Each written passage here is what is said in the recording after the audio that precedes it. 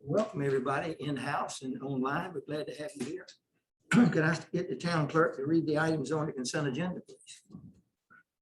Yes, letter A, Board of Aldermen meeting minutes, August the 2nd, 2021, the agenda session minutes, and August 10th, 2021, regular meeting minutes. Without objection, we'll leave those on the consent agenda. Public comments. Are there any citizens in-house or online who'd like to make any comments or what about their wishes or concerns for the town?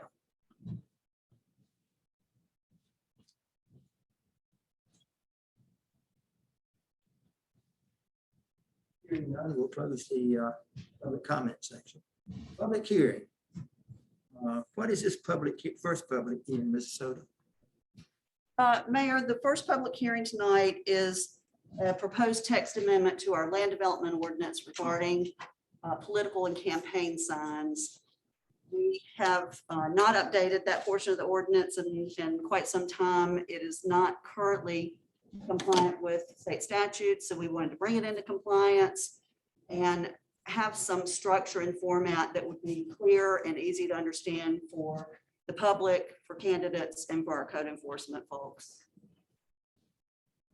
Thank you. Are any citizens in-house or online who'd like to make any comments? If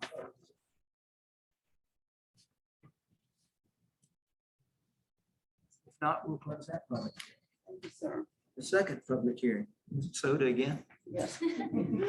This one is a little bit more lengthy. This is an amendment to our code of ordinances, and it's involves several sections, including nuisances, our cemetery ordinance, water and sewer, and housing, primarily in that case to meet state statutes. There were not very many changes to the housing section. There are not very many changes to the nuisance section. There is some discretionary information in those sections that the board may want to consider deviating from what staff has recommended. Right now, we've not recommended any changes to our fine structure for nuisances, but we certainly can adjust that. That remains at $50 for the first offense, $100 for the second offense, and $250 for the third offense. And if the problem is not corrected after that point, the town can abate the nuisance, charge the owner what it costs the town to abate the nuisance, and add a $100 administrative fee. So all that is currently in the ordinance, no changes unless the board wishes for there to be any. So when we talk about public nuisances, garbage, litter, at one point, like a barking dog was included, but wasn't that moved to its own section? We had we'd had some conversations regarding barking dogs, and it's in another section of the ordinance. And it's not very, we're not recommending any changes, although we could certainly consider that later. Garbage, yes. Tall grass, yes. Litter, there's that distinction between whether there's the act of littering, someone sees somebody throwing that on the ground, that falls under police powers. Seeing the results of someone littering, what we often refer to as party trash, is handled through civil means with the fine structure I just mentioned, but can also be handled as a criminal offense, as a misdemeanor. So we have that option. That's not usually our go-to. Our go-to is generally the fine structure. Any other things that are considered nuisances that we should consider in that fine structure? Pull it up too, but just off the top of your head. Not recommending anything be added to it, although we certainly could. Right now, the list of what's considered public nuisances is just what we've described. But we certainly could add something more to that. We've had some conversations about tackling both of these garbage/litter offenses in different ways with some community campaign, as you're well aware of, and we'll continue working on that. What our ordinances do is provide us with the stick. If the carrot doesn't work, we have these means at our disposal to correct issues. All right, I do have more questions, but I'm not sure if we have to open it up to the public first. Any other comments or questions by board members? Yes, sir. Just a question about litter. As I think about litter, I don't think there's any such thing as accidental. If it's the act of littering, the act of knowing that you're throwing down trash is intentional, or irresponsible, or whatever description you want to make for it. So for littering, I'd like to see the first fine moved up to $100. And I only say that simply because littering is not an accident. And that's the part about it that bothers me the most. That somebody would litter, and do it intentionally, and then walk off and leave it to somebody else to clean it up. So for that reason, just on littering, Pam, I don't. So I just want to clarify from my own understanding, the act of littering, which is now handled as a criminal offense by the police, but I think you're speaking to the results of someone littering, and that first offense be at $100. I just don't think in either of those two cases that it's not an accident. And Mayor Pro Tem, within the second offense, which is now set at 100, would you recommend an increase to that? That it be progressive. And I see that the total cannot exceed 500. Yes. So is that cumulative? That you have the first one with 100, the second one with 150. So now you're at 350. Once it gets to a cumulative total of 500, then Cumulative. so then maybe the third offense goes from whatever it is. 100, 250, 500. You can't go to 750. So at the point that you get to the maximum fine, the town would abate the nuisance and charge the appropriate landowner. That's right. So at the point it reaches 500, I'd like the next step to be abate the nuisance and charge the landowner. So right now, I think what I'm hearing is first offense at 100. Second offense might be, it's currently 100, I'd say move it up by another 50, just kind of follow the same step. 150. The third offense is now at 250. Am I understanding that should be at 500 or? I think at the third offense, I mean, that's just my opinion, and I'm sorry, I'm maybe a little strong on it, but I think at the third offense, I hadn't intentionally done it. I think there's no sense to fool around any longer. I mean, I think 100, I would say 250. Maybe you said that for the second offense and then 500 for the third offense, simply because the feedback that we continuously hear is that 50, 100, and 250 are not at a level that is going to get the attention of the majority of offenders in this case. I think everyone up here has shown up to help clean up trash, and it is not all student rentals.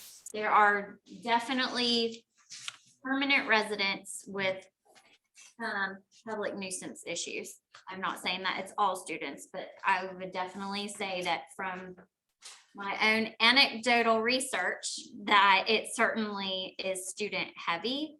And, you know, they're spending $50 a day just on food in many cases. And, you know, I don't know that it's going to get their attention if they get a $50 charge. That's just me. I don't know what anybody else thinks about that. I like the 100, 250, and 500. Right. And then at the next step, you move to a base.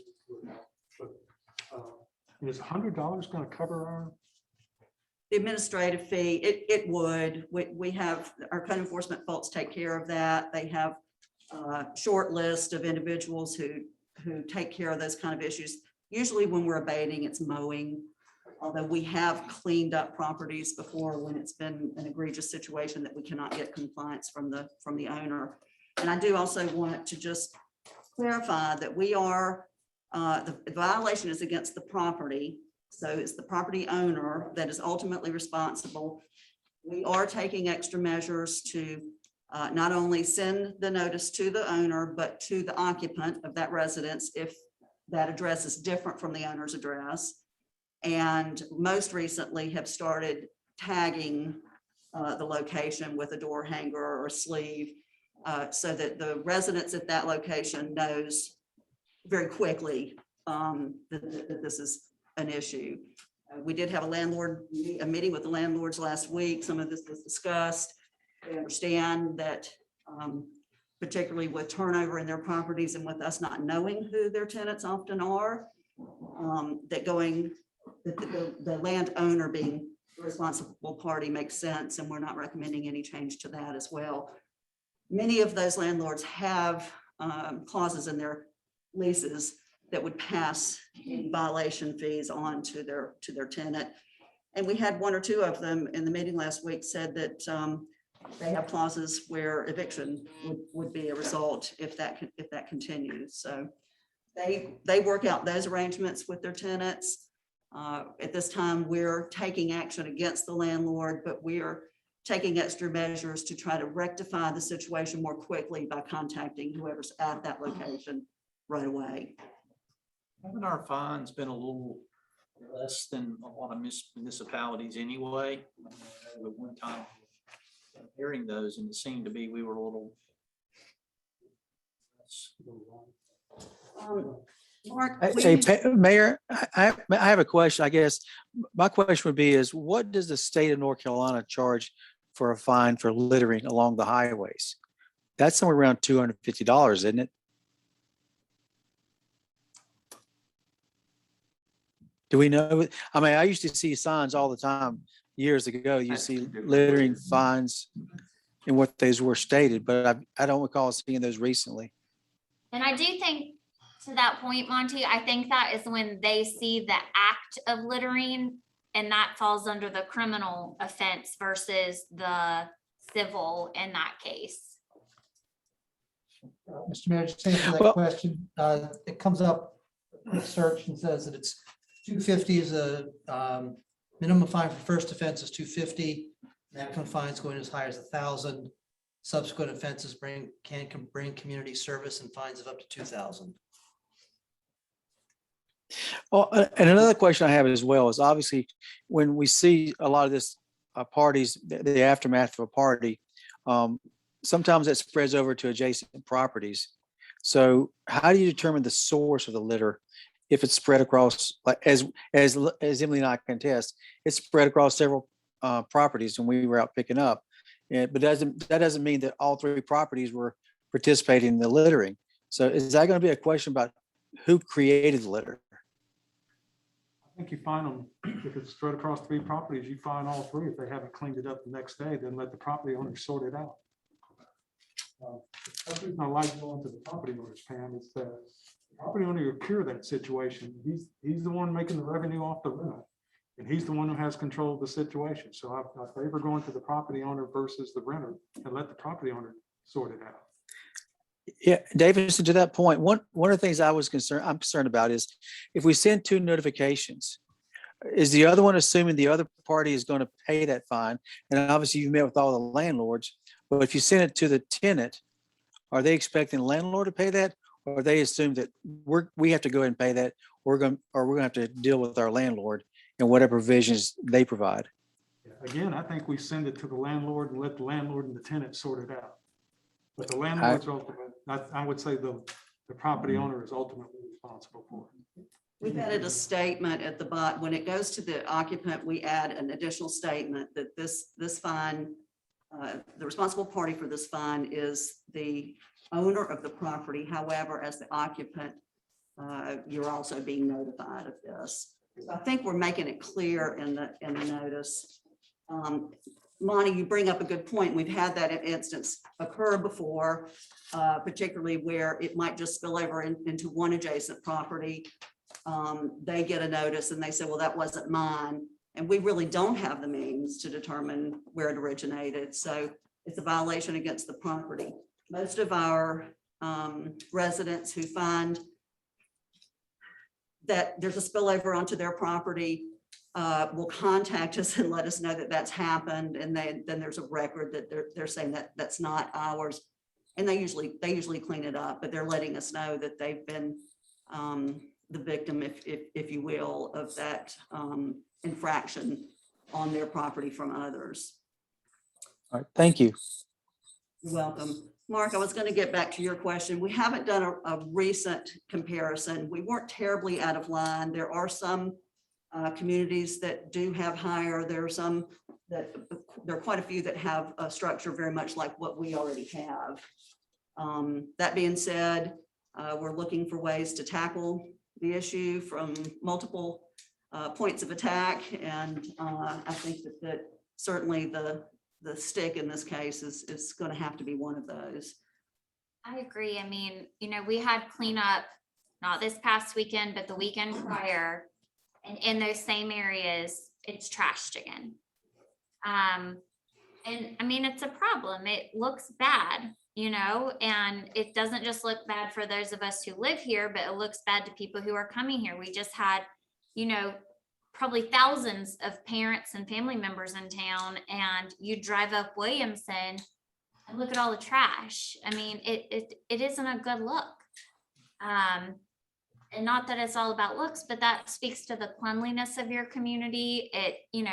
People make assumptions of the place based off of that.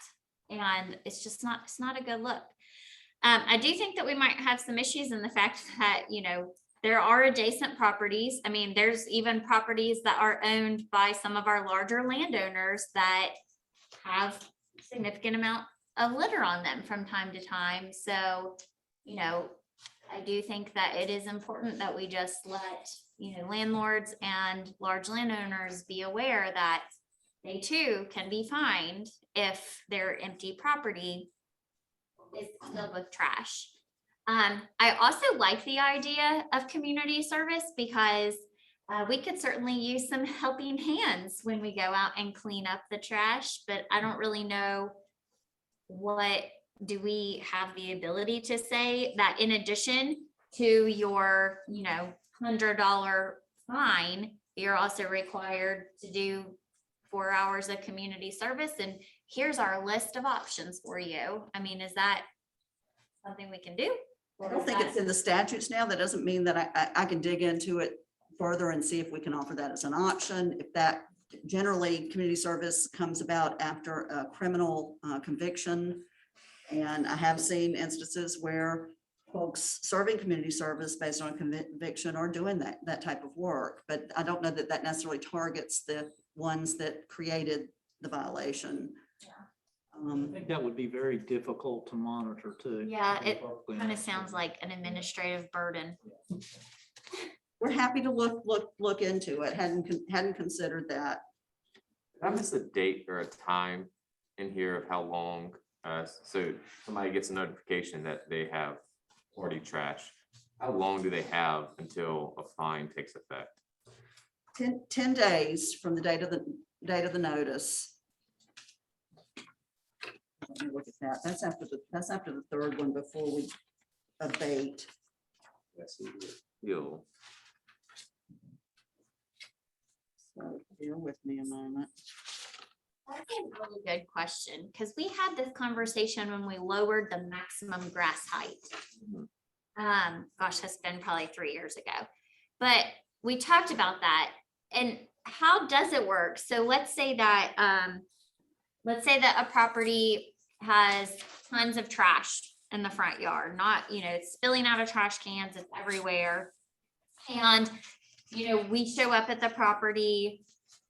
Can you just speak to exactly what that process is? So it's day one, okay? Neighbor reports that there's trash in the yard. What happens that day? Obviously, it has to be a day that we have code enforcement, but That's right. Or we've been notified through a complaint. That day, there is the day that someone is on site verifying the violation, we're now dropping some sort of door hanger or sleeve on the front door of the residence so that the occupant knows. And then we're immediately sending out letters to both the owner and the occupant if that's different from the owner. And they do have 10 days from the date of the notice to comply. Days from the door hanger or 10 days from, The date of the Before they notice get a fine, would be the same. before they get a fine. Or we're saying 10 days before we show up, clean it up for them and charge them. It's a notice of violation and they get the first fine as a first offense, or if it's not the first offense, they get whatever fine applies to that sequence. And then they have 10 days. That's right. That's right. Okay, so they show up. It's not just like a warning letter, it's a violation letter with a fine. That's Then right. there's 10 days. If they don't take care of it within 10 days, then somebody somewhere is gonna come clean it up or mow their grass or whatever. And then charge them for how much it costs to clean it up or mow the grass, plus the $100 administrative fee. That's right. And then let's say 2 days from then, it happens again. So then the process just starts over. So code enforcement shows up, then gives them, in this case, $250 fee, and then the process starts again.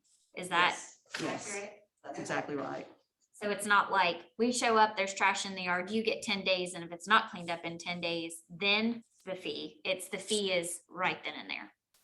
The fee is, yes, the fee is applied to the violation that day that it's verified, that it's verified. They have 10 days to correct it. Imagining that there's not a recurring violation, if it's not done within 10 days, then we would send them a notice to abate. We would let them know that we're going to abate, and they have 30 days to pay that $100 administrative fee plus the cost of the abatement, or we can place a lien on the property for that amount. And we have several instances of that. I actually think 10 days is a long time. If they've been notified on day one, this is an issue and they're gonna be fined $150. Well, the lay out there in another 9 days for 2 weeks, for the neighbors to see it and people to drive by, just seems a little, I don't know, maybe the wrong word is generous, but it just seems a little long to me. But as a neighbor, if it would have take place in my neighborhood, I'd like to see it cleaned up within 3 days. Maybe too short. I mean, Yeah. I'm not to be unreasonable here. I but think the issue with it, with Elon being the college town, it might take 3 days or more for the landlord to know that there is a notice. So if there is the door hanger, now we're asking the resident to call the landlord and let them know it's happened. So there isn't that dialogue between residents who say, hey, you need to do this, or So maybe. I mean, That's important. That's in part the reason for that, because the property owner is the one that's held responsible. And some of this is regulated by statute. So if we can reduce, if the statute doesn't require the 10 days and we can reduce it, then we can bring back something to you that has a different number. I need to look at that to see if that's the case. Or you can ask me to go ahead and change it to some number less than 10. If this, Considering what Quinn said, it's a good idea to look at it, and if maybe we can do it in steps of 7 days, would be the first move, and then move it back to a week. I feel like that's not how to accomplish what we need. Not to get too stringent right off the bat, I guess. But if you don't mind researching it, that's all right with. I think it used to even be longer than 10 days, because I think we talked about it again with the grass issue. Because I think we talked about that, like, you know, if you get a notification, you haven't taken care of it in 10 days, I mean, your grass is going to be very high at that point. So I agree that I think 10 days is too much, but it seems to me there was a reason that we went with the 10 days. it could be a statutory requirement. And that's what I'll look at. What I'd like to clarify for myself is, would you like to meet me to go ahead and reduce it to 7 unless the statute doesn't allow it? Or do you want me to research that and bring it back to you before you make a decision on that? I'd make the recommendation to reduce it to 7, because All 10 right. just seems like a long time if the statute will allow it, if everybody, that's okay. Yep. If you can let us know at the next meeting whether or not the statute. Are allows it. we allowed to call and make notifications? Still send mail, right, for notification? We put the door hanger on the door as a notification. Are we allowed as a town to call? So if it is a property owner, we can call and leave a message and say, this is a notification that this happened. So then we aren't having to wait on the postal service to send them or asking the resident to contact their property owner. We can, but it would be in addition to, we're required by statute to send certified mail. Yeah, absolutely. And it would add to what's already a rather cumbersome process for code enforcement with putting the letters together, determining whether it's first or later offense. But we certainly can ask them if they can work that, they work 26 hours now, 24 hours a week now. So I don't want, my concern would be, are they spending too much time in the office and not enough time out in the field verifying the violations? But I'm happy to talk with them and see what they think would be The only reasonable. thought of that was because trying to cut down that time in between, it doesn't work if we're still fine with sending that, we have to send the mail, but the 7 days, reducing it from 3. I would just hate to be a property owner living out of state. The next thing you know, I had no idea the mail got lost. And now you're asking me for $50. Like, what in the world? We also run the issue of not always having phone numbers for people. Sure. Well, the other side of that too is, some people say, well, I got a phone call, and then others say, I didn't get a phone call. So you get into that issue as well, because you may not have phone calls. So I understand what you're saying, I don't disagree with that, but then people will say, okay, well, he got a phone call, I didn't get a phone call. What's the issue here? This isn't fair. I will say sometimes we get the phone call and it comes into us and they say, we've just been made aware of this. I've got somebody coming out tomorrow or Monday or Saturday or whatever it is. Can you work with us? And this is generally regarding grass needing to be mowed. And we do work with them unless it's a chronic violator and we just continue to have issues with them. I think if we send a heads up letter to all the property owners and go, listen, we're really cracking down on this, and this is what the structure is now. Heads up, maybe they'll be a little more proactive if it is a student issue. Letting them know, not to say that's going to necessarily solve it, but giving them proactive warning, so to speak, with that. Absolutely. And we did meet, we had about 20 folks online last week that have some association with rental property ownership here in Elon. We let them know that this was coming before the board this evening. At that time, we weren't recommended changes to the fee structure, the fine structure, but we did tell them that would be up for discussion. And the plan moving forward was to update our landlord handbook, which specifically points out any changes to the ordinances that impact them, and send that out to them. So we will send that to everybody that we have a contact for, which is quite a few, most of the landlords we have. We'll send that out. We'll highlight the increase to this, and we'll let them know that there was a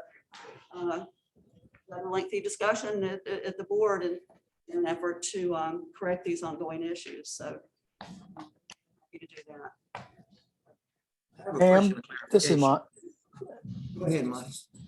yeah, one question I had was, obviously, I think it's the unknown. We don't know how many rental properties there are in our town, other than if you looked at their tax address, and if the tax address was something different than that address, wouldn't you draw the conclusion that that's probably rental property? In most cases, it would be. And we have a fairly exhaustive spreadsheet with the properties that are rentals, who those landlords are, what their contact information is. In some cases, it's property management company, in other cases, it's individuals. But we have a fairly, I won't say it's 100% complete, but it's fairly exhaustive list of those. Good. Do you have a question? Yeah, when you put a door hanger, you put it on multiple doors or just the front? The front door. Well, I'm thinking college kids, a lot of time they don't use the front door. They'll use a side door, they'll park in the back, come in that way. I would consider putting door hangers on multiple doors. All right, we can certainly add that extra effort is being, and what the ordinance, the amendment says that we may also leave something at the site. It's our policy now to do so. And so I'll ask them to leave it at more than one door and what appears to be the primary point of entry from wherever the parking area is, that be what they focus on. Any more comments or questions by board members? Yeah, one thing yeah, Mayor, I'd like to add one thing. One thing I've noticed the city of Burlington does, which I think may not be a great idea, but what they will do, they'll put a sign in their yard. So when they drive up, there's a sign in their yard that says, you've been cited for whatever violation that may be, whether that's grass, trash, or whatever. That's another way in these rental properties. You know, if we would put one out there, it becomes known to all the residents who live in those properties that they've been cited. And that would eliminate having to put multiple placards on the doors. You could use that placard over and over again. I haven't seen that, but it might just be worth seeing what it looks like. I certainly I will. mean, I'd like to find out what's involved in that. It may not be a practical way, but I've noticed that a couple of times around the city of Burlington where those violations have been at their driveway. I'll certainly look at that, Monty, and see what their practice is. If it's something that we Thank can you. duplicate.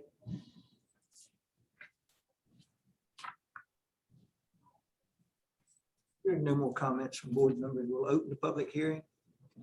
Citizens in-house and online who'd like to make any comments about the public hearing. Hearing none, we'll close the public hearing. Thank you. The next public hearing, bond order and series resolution, Mr. Rodner.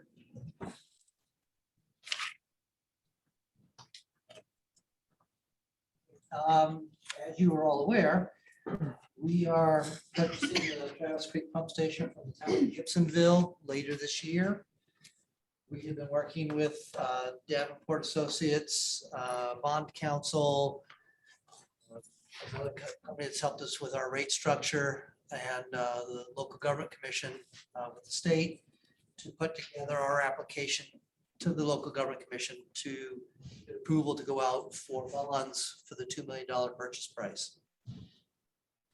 0.8 something, and then there's additional costs added on for the cost of the bonding.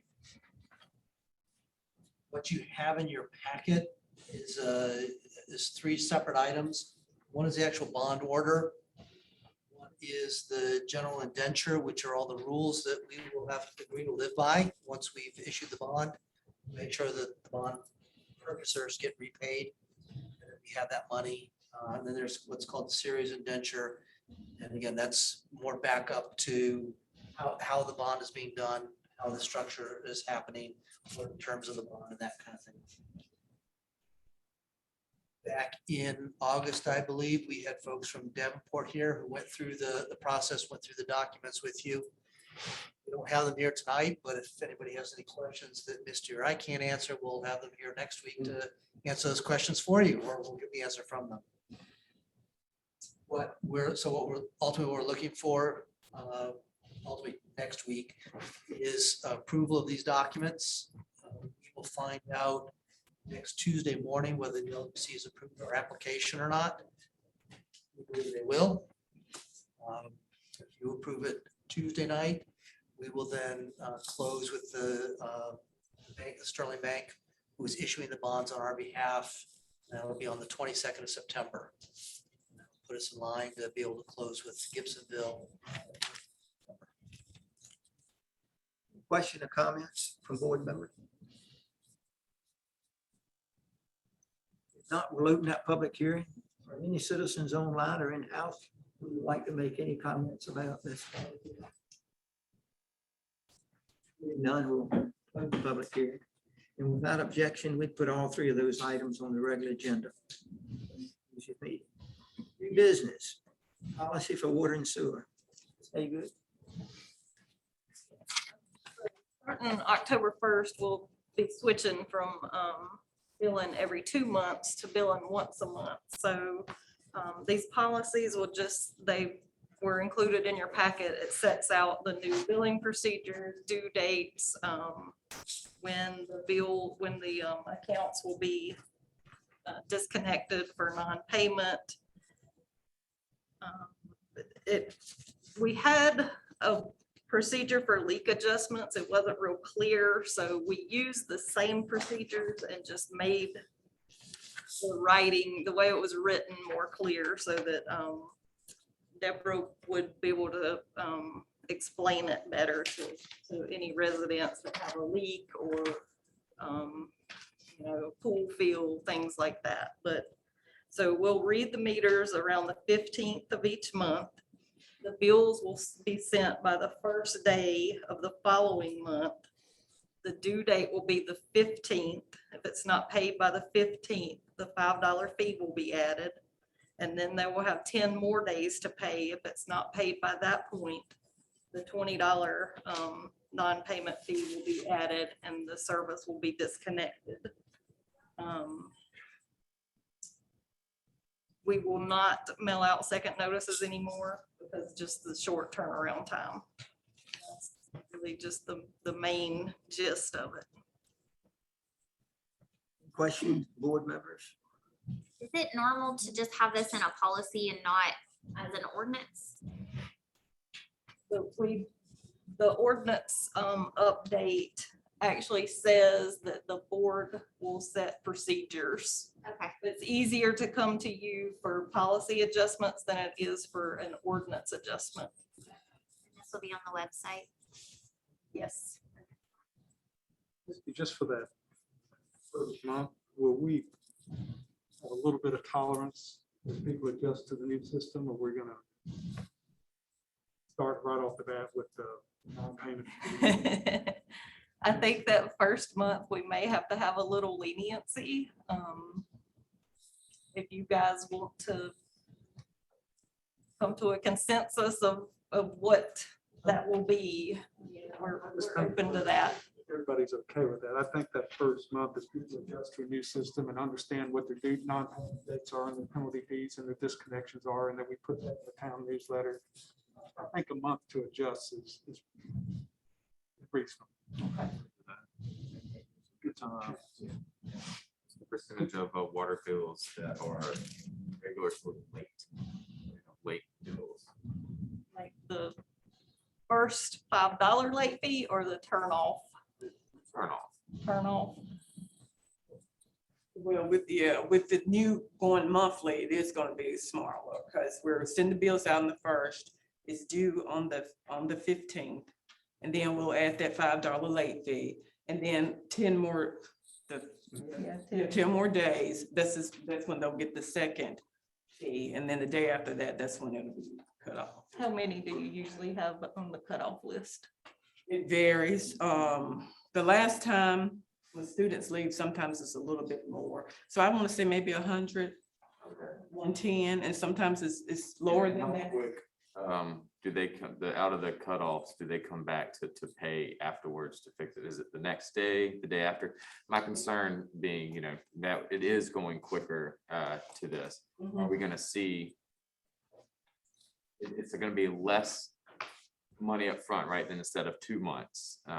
Yeah. But it still is money out of pocket. Now it's a guaranteed month now, where somebody was guaranteed at least 2 months of water without being cut off. So how quick are the cutoffs out of the 100? Do they get cut back on? As soon as they pay, like if we. Yes, but how quick do they pay? afterwards? The residents, The residents. it depends. Some of them pay the same day. We had a girl last month waited a whole week. So, it just all depends. And most of the time, if they forget or whatever, and they come right, they do it right away. As soon as it turns off, I check online and they have made the payment. So it just all depends on the individual. I hate that I'm sounding like I'm being really hard tonight, but do we impose a reconnect fee when we go back after reconnect them? There's not a reconnect. We don't. I'm sorry. Disconnect fee, Yes, it's, Oh, there's a disconnect fee. We call it a delinquent fee. It's Yeah. $20 and you're on the cutoff list, but we don't charge an additional amount to come cut it back on. So my question there is that we've got, somebody has to, well, with the new system, do we have to send somebody out to actually cut that meter? Public Works, yes. I'm sorry, time and money, to cover that person's expenses. I don't think is unreasonable. If it, and again, you've had the late payment fee, you've had the disconnect. If you get to the point of disconnection, then we've got to send somebody out to disconnect it, then send them back out there to reconnect it. Most utilities charge a reconnect fee.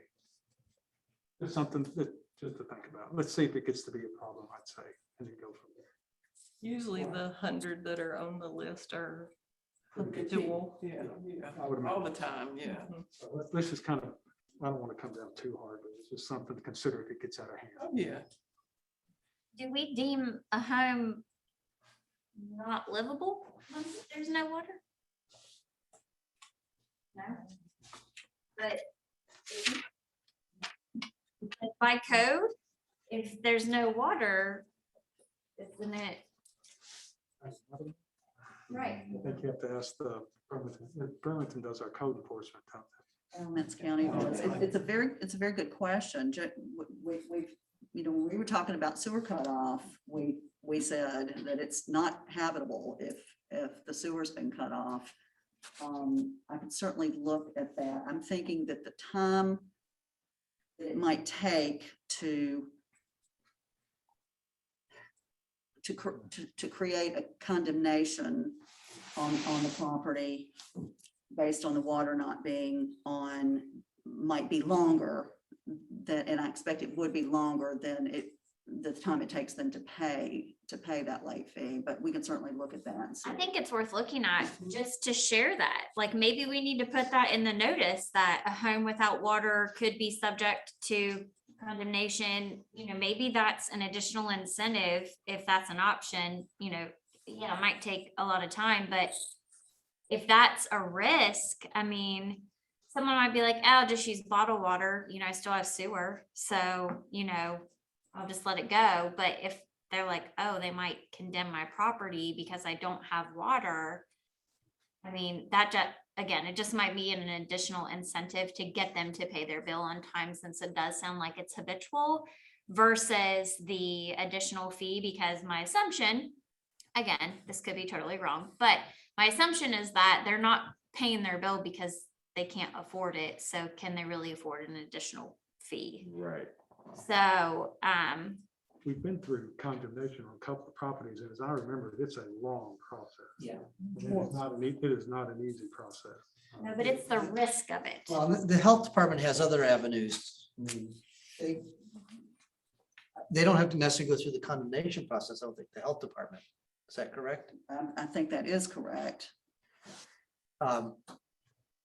What our sincere hope is that those folks who, for their personal budgetary processes, can't afford the $150 every other month because they just don't have that cash flow, will be able to afford the $75 every month. It's easier for them to budget.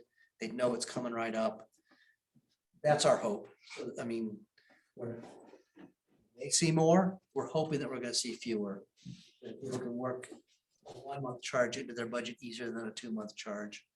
Maybe we shouldn't jump on this too hard right off the bat when we don't have any experience with it. Let's get some experience with it, kind of see how it rolls. I think that's good advice. And do we refer, if someone did call and say that they just can't afford it, do we refer them to any services? Okay. There, it's 211 Connect, you can. call Yeah. that. And Hope has something now that they have, that's real good too. And so, yeah, we, in some churches and other places are helping too, hospitals, even if someone's sick, they'll help too. So, yeah, we always refer 'em.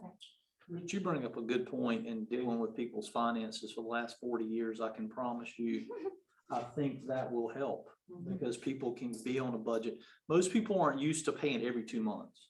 Okay, they're used to paying monthly and their cable bill is this, their, cell phone bill is this, if they get used, although I know that can vary some, I believe that will make a difference. Maybe not right off the bat, but I think it will make a difference.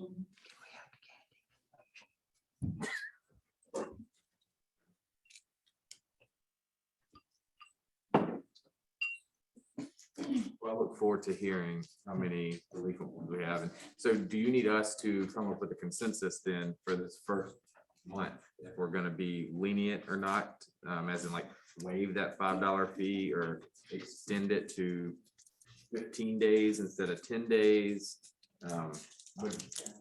I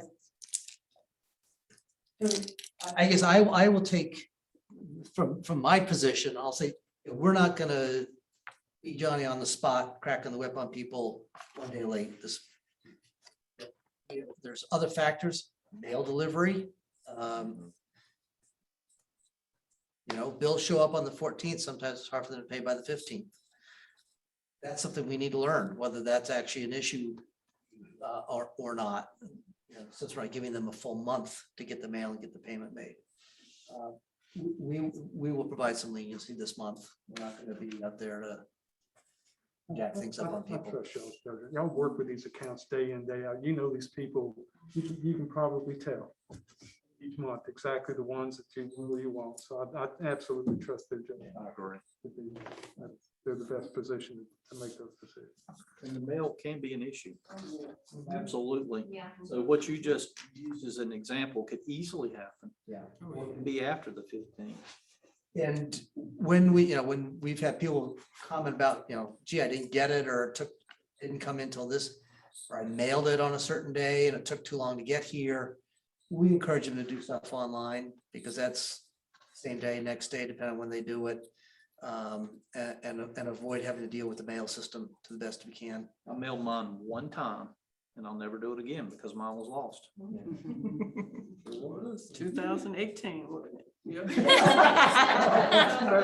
It was a lot of them, it was. You remember because you're like, oh, the alderman didn't pay his. That's bill. right. Something was wrong, yeah, that's right, 2018, it was, I remember. We're still waiting for that man. It's gone. Yeah, we're not getting it, right? I did pay, by the way, just to be clear. Yeah, you did. And we do have the 2 drop boxes now too, so one where you don't have to get out your car and one up front. So we've tried to make it easier for people not to use the mail system to get payments to us, and we always encourage them to get these options. Well, without objection, we'll leave that on the agenda. Let's see, proposed police department incentives. Mr. Roder? Okay. Probably comes as no surprise that across the nation, police departments are having issues hiring people, retaining people, people are switching jobs. And we're not immune to that. Alamance County is not immune to that.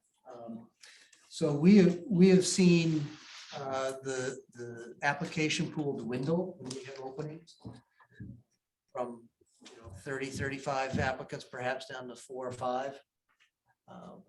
We've had a couple officers who have left for greener pastures or what they hope are greener pastures. We've hired some officers from other departments looking at us as the greener pasture for one reason or another. What we are proposing is that, and one of the upshots of that is wages are going up. Towns are having to pay more in order to get people. So what we're proposing is a series of incentives that would encourage those officers who are here to stay.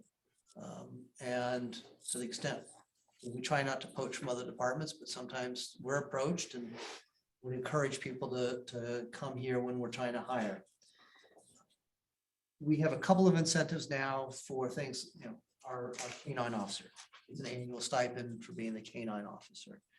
We would like to take that model and apply it to other positions that require extraordinary training, whether it's a field training officer, if somebody trains to be on the county special response team, officers who go through crash reconstruction training. We'd also like to encourage our officers to pursue higher education. They can come to us with an administrative, an associate's degree. We'd encourage them to get a bachelor's. We'd encourage them to go beyond that to the extent that they have that interest. In some, Yeah. Do we still have the agreement with Elon University that they let out officers pay courses tuition free? I don't know that. I would look into it again. We used to do that. Ms. Montgomery, do you remember, Mr. Green? All that. I would check. I'm pretty sure I'm right on that. I checked with Dan Apple with the sheriff's department now. He'd probably remember. Okay, Chief just said we don't. I don't, currently we don't. But in the past, I'm pretty sure we have. Okay, I check into that. we can see if it's still offered. Yeah. And that may be individual classes, not necessarily leading to a degree. Again, I don't know the details. But we would encourage officers to seek degrees in relevant fields. I'm as much an ancient Greek art history buff as anybody else, but I don't necessarily want to pay somebody more to be a police officer with that kind of educational background. But if they go and get a degree in national homeland security or criminal justice, those are things that benefit them, benefit us. Higher levels of training benefit them, benefit us. And so what we're proposing is a series of incentives that as an officer improves their skills, improves their training, we reward them accordingly on an annual bonus basis. Mr. Roden, I would just say that the officer gets have a conversation with the chief prior to enrolling to kind of confirm that the classes that they're going to take are going to qualify, to kind of eliminate that ambiguity. And I'm sure that's probably part of what you have laid out here. Because like you say, a lot of our companies do tuition reimbursement. As we do. And, you know, if you're in the engineering track and you're taking an arts program, the supervisor's not going to get you tuition. You're not getting tuition reimbursement for that. So it's got to be a related field, and certainly having that conversation with the chief prior to enrolling in their classes, I think would be a good checkoff point. Well, and there's a difference between enrolling in a class and enrolling in a degree program. Because that engineering degree program may have a general ed requirement or something. Someone wants to take ancient Greek art. Okay, that's part of the degree program. Right. As opposed to, I'm thinking I want to go learn to make baskets. Good luck. But we've also said not only a degree program, but key certification. Yeah. So if they get a certificate. As they move up in their skills and training, we want to reward them accordingly. And that's the cost benefit. And anything that you do that you invest in, you want there to be a cost benefit. We will certainly benefit from that investment in that officer. The other thing I would ask Mr. Rogner is that, and this is my confusion and not anybody else's on this panel, but I would like to see kind of our list of benefits that we have for our employees. We seem to take a lot of them as one-offs. And I'll be honest with you, I've lost track of some of the things that we actually do offer.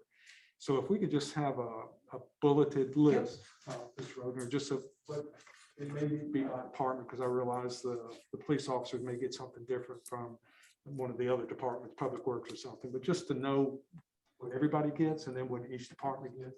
It would just be a good itemized list for us to understand what our offering is. Sure, we can put that together. That would be very helpful. And now, then I realize there's things like, isn't there an annual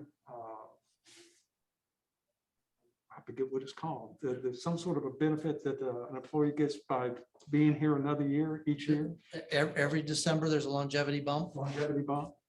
There's merit reviews, there's cost of living. Which ranges, there's the range of what you can get for cost of living, range of what you can get for merit. And the one that surprised me, and I'll say this as part of the reason for my question, was the, and I can't remember if it's exact or not, that we have a pension plan for our employees, but we also have a 401k plan. And the employee's not required to match the funds for the 401k, is that right?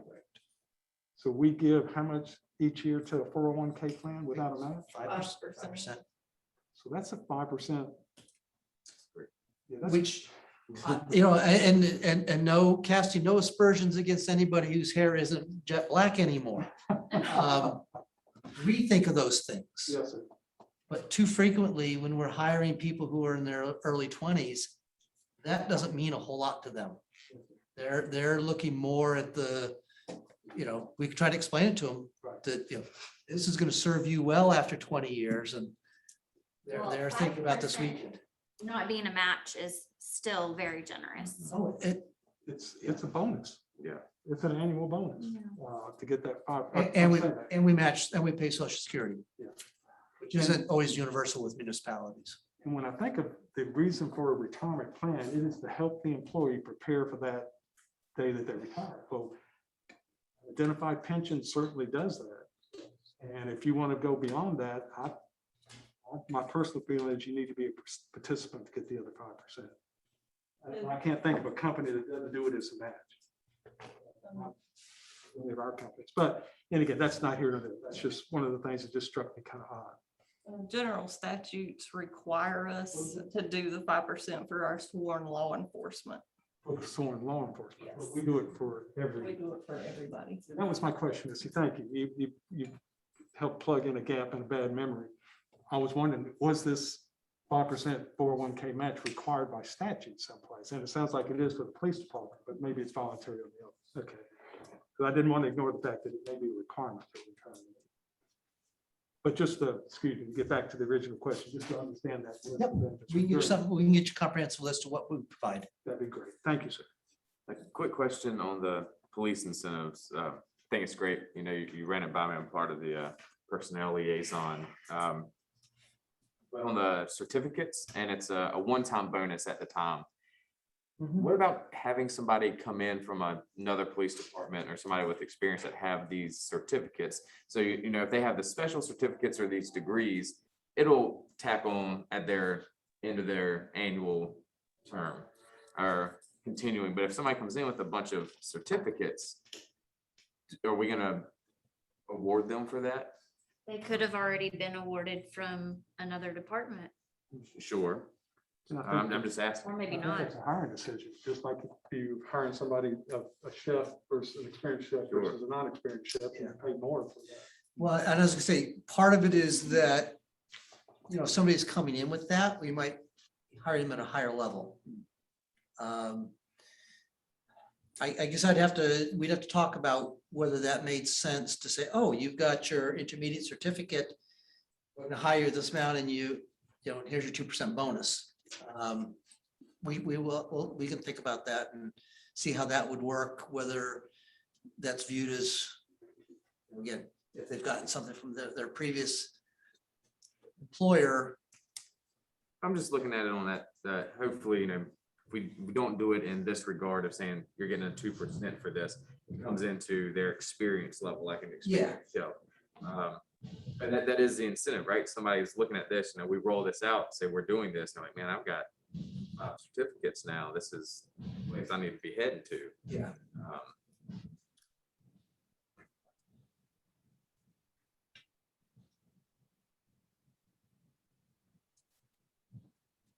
But I really enjoy it. I think it puts the incentive too, also on the employee, kind of like you were talking about, where they have to pay into at least that 5%, right? This is make an effort go into our police department for them to further their education, further their advancement.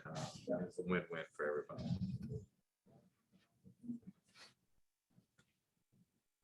Did we run, I'm wondering, So a lot of employers, when they do pay for any type of training, they will say that you do have to stay with that company for so long. I mean, I know that would be really hard, but it's just something that might be worth thinking about because, hey, we're gonna give you this 3% at the end of the fiscal year for getting your SWAT certification. And then I work for a company that gives a bonus and there's always an exodus the next day. So I'm just saying, like, there could be potential for us to cover that and then lose that person and you lose that talent if there's not some sort of longevity agreement to it. But again, that might just be way too complicated and we hope that we're doing the right thing and run the risk, You may have people that are moving, right? for some reason. I think that may complicate. I mean, I understand what you're saying. I don't, but I would hope that those incentives would be even more incentive to stay. We can't control folks that come. I mean, I know in our organization, we offer plenty of educational opportunities, but we don't put a time limit on it. And a lot of times the grass isn't as green as they. Yeah. So the field training officer, K9, SRT, the reason we're paying it at the end of the fiscal year is because we want to make sure that they have earned it during the fiscal year. So the K9 officer had to have that K9 and, be a handler during the fiscal year in order to get that at the end of the fiscal year. The SRT had to be on the SRT team for the fiscal year before it's paid. Other comments? Objection, we'll put that on the regular agenda. Let's see, consideration of ordinance and policy review committee. Update us on what this is and why we do it.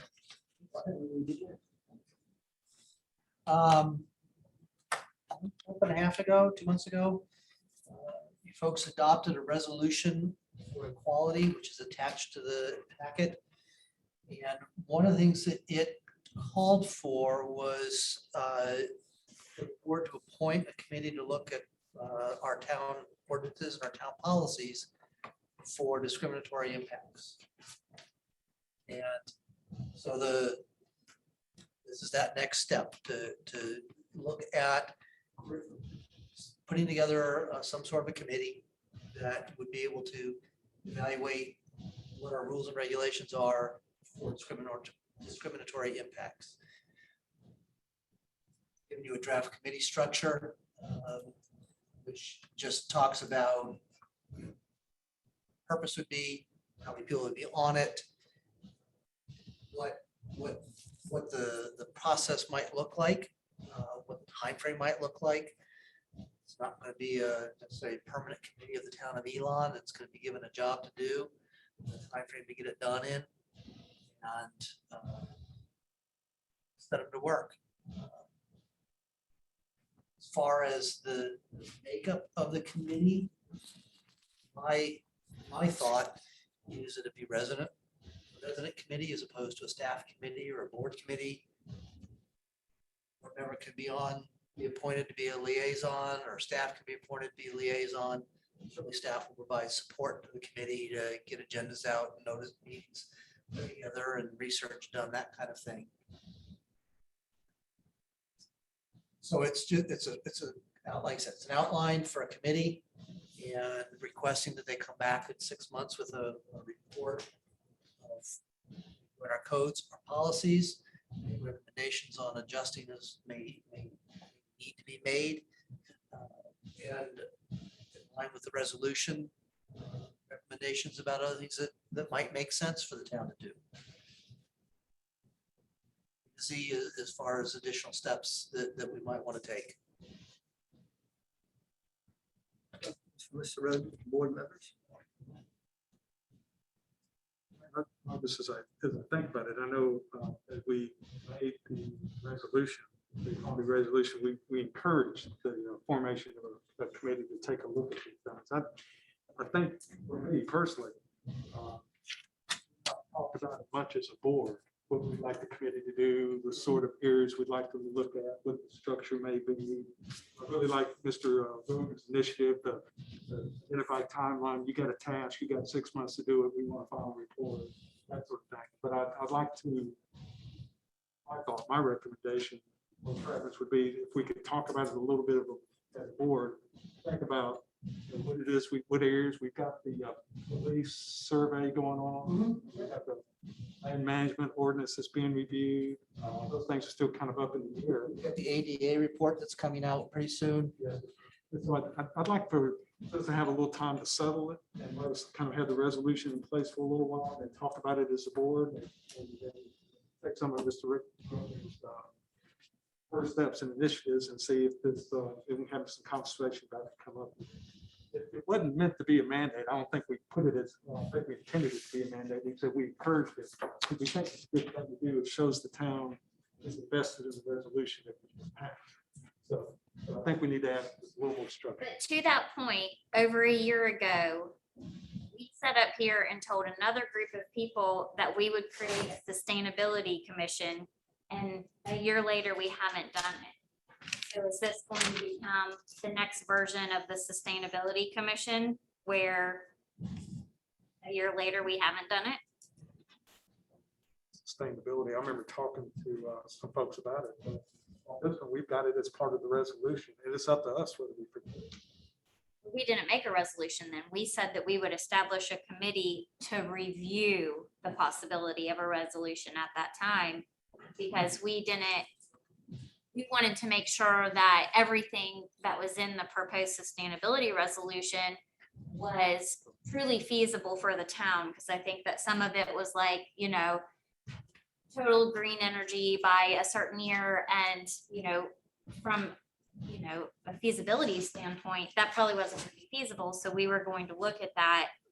So, I just want to make sure that we didn't just pass a resolution to pass a resolution and that we're not going to move forward on it. And I think there's potential for that to become.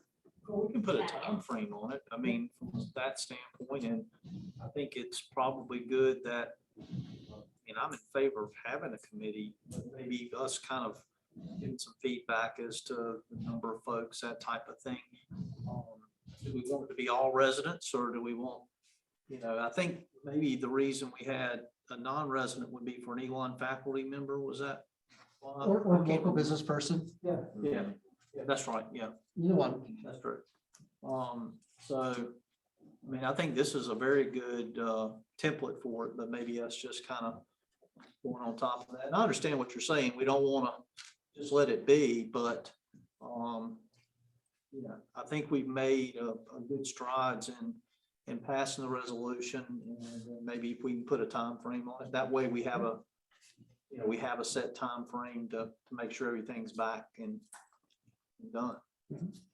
I guess a little clarification, Davis, on what we're asking to wait on. That's just my brain. So what are you? So we got the police survey coming in, the ADA, the land development, and what are you asking that we as the board look at the survey responses before we initiate a committee? But if we look at, just as an example, if we look at the current land management ordinances, they're not going to be the ones that we're going to have once the new ordinances come in.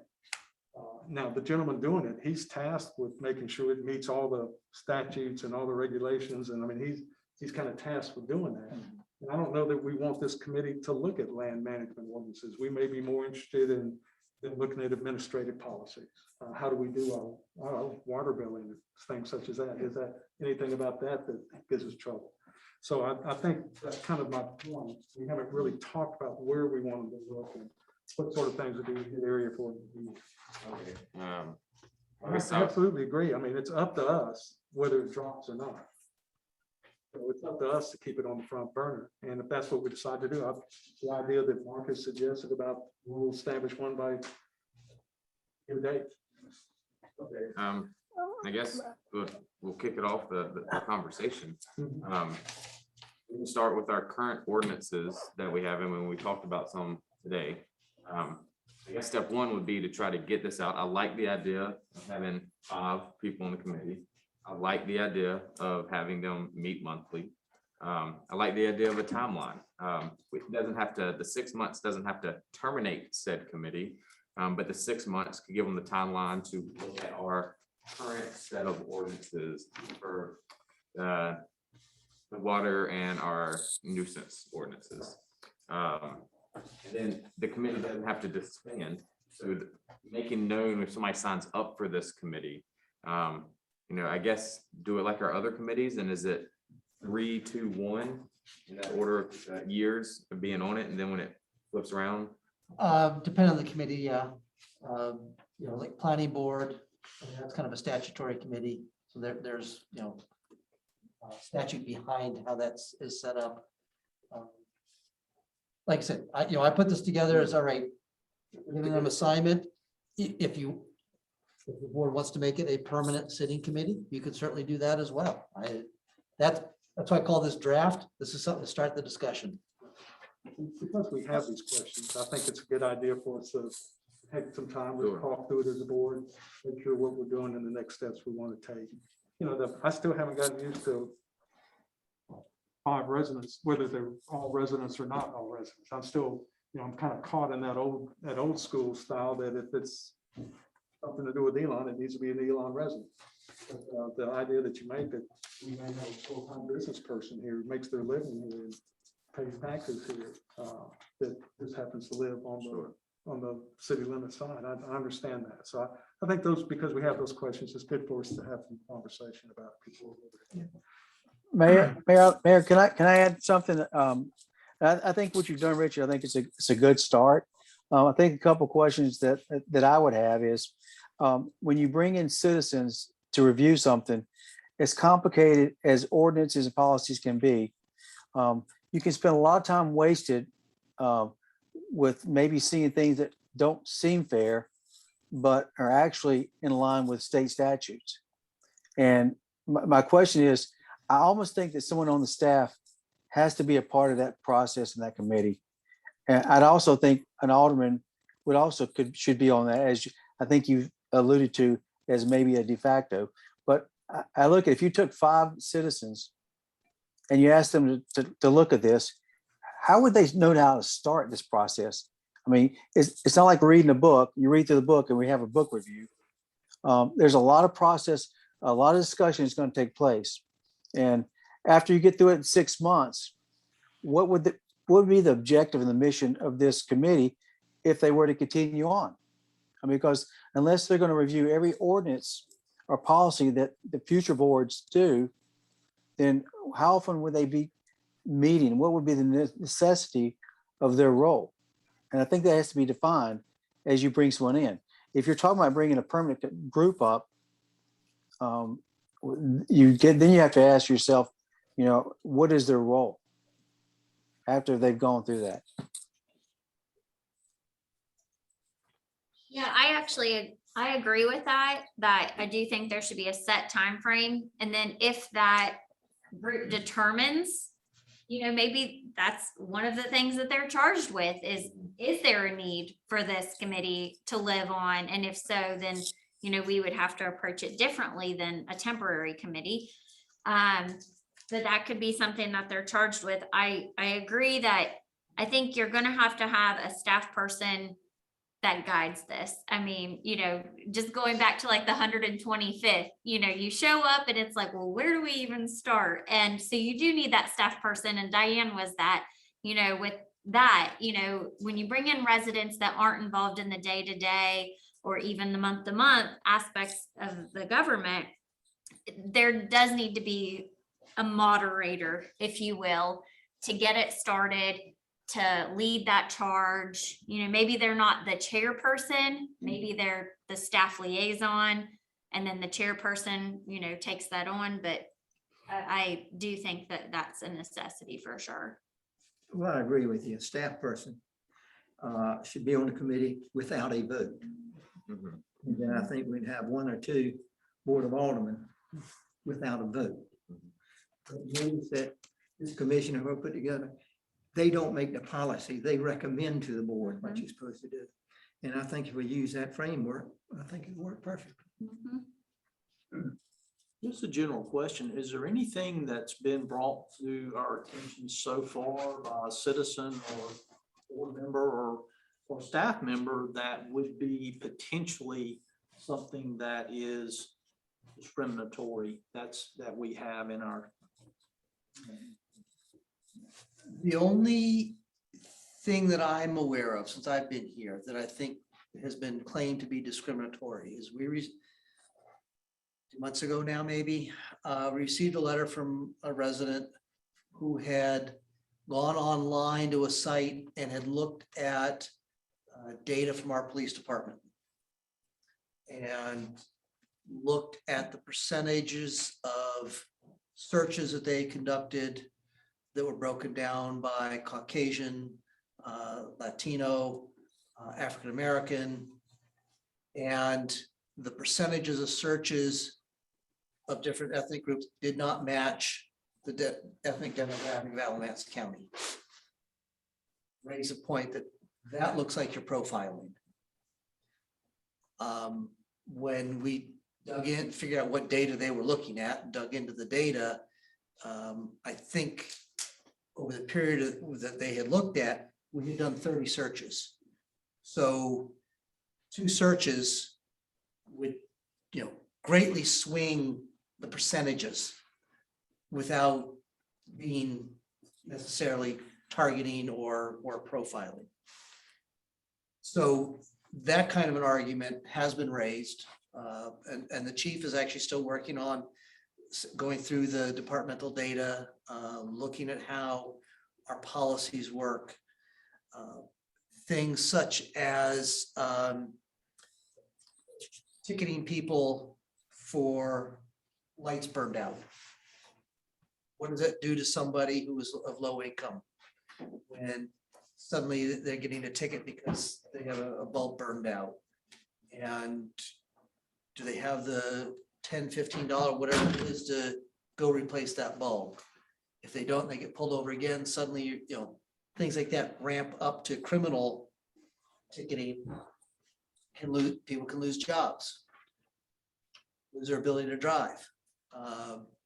Is that really what the intent of the ordinance is to have that impact on a lower income population? So that's on the surface of it, your turn signal doesn't work, you're gonna get a ticket. No discrimination.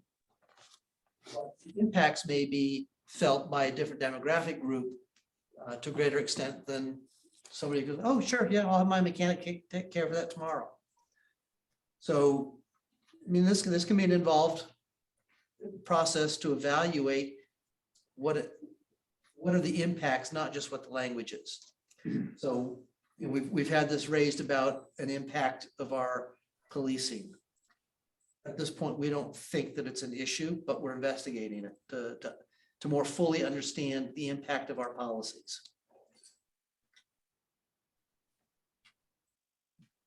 Well, I think the board wants us to move ahead with this committee. I wouldn't rush into it.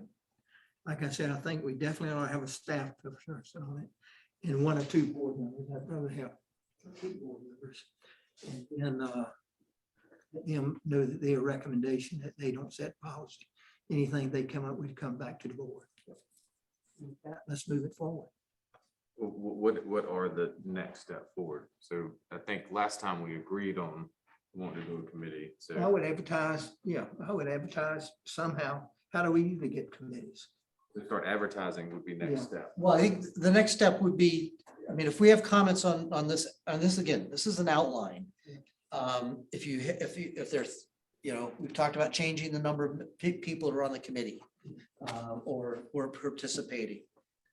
If you wanted a different time frame, I guess that's what I need to know to flesh this out a little bit, get it back to you, and next week you could say, yep, this is a go, let's go with it. And then we would start looking for people for the committee and, advertising and or soliciting. Do we think that 6 2-hour meetings is gonna be enough if they're meeting monthly. Maybe we say I don't think so. 1 year. I agree. What were you gonna say? I would move. once a month. It is a volunteer committee though, and we already have a hard time getting people to show up once a month across the world, not just here in the town of Elon. People, have a hard time to make that level of commitment for volunteering. But I agree, it would be beneficial, but it might just be hard to recruit. I think you're right. So maybe we change it to a year from installment or a year of whatever the word is for their, a year from their first meeting.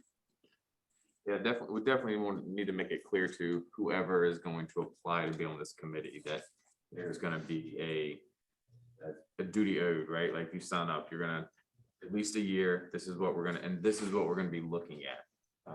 And I say we start with Ann's the perfect one with the ordinances. She knows the ordinances. And we just move from there. That's my job. I assign the duties. You're right, you're right. But we're looking for a staff person. I mean, she'll be able to explain stuff, right? It's I think that a year, try to get 5 volunteers to do this, and let's look at our current ordinances, and that'll start a process. So then at least we can try to, next step, as Mayor said, put out trying to recruit members on here. And within that time of recruiting the members, it still can be vague in the sense of, well, we're wanting people to review our ordinances. And in that time, we as a board members can focus on what we want them to look at. Do we want them to look at the new water rate? Do we want them to look at our police policies? So I do not foresee us getting 5 members by October.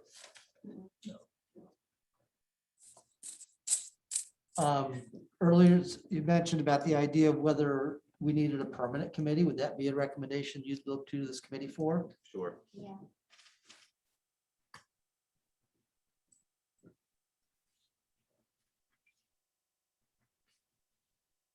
Well, without objection, we'll leave that on the agenda. Item D, COVID policy changes. Mr. Roder?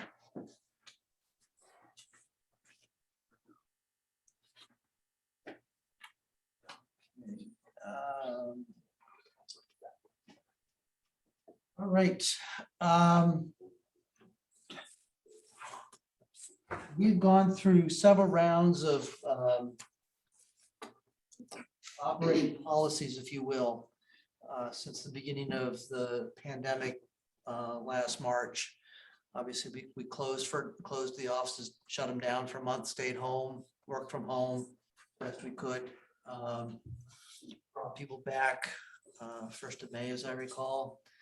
And we've been in the office since then. We've gone through daily cleanings. We've gone through wearing masks 24 hours a day. As this past summer came up, as things wound down, some of the state requirements were lapsed, meeting standards lapsed. We find ourselves back in, obviously, a new round of COVID infections. I believe we currently have 4 people who have recently tested positive in the past week or so who are in town, who are out. We have some who are in close contact, so they are out. We have gone back to wearing masks in the building, making sure we mask with the public, ask members of the public to wear masks when they come in.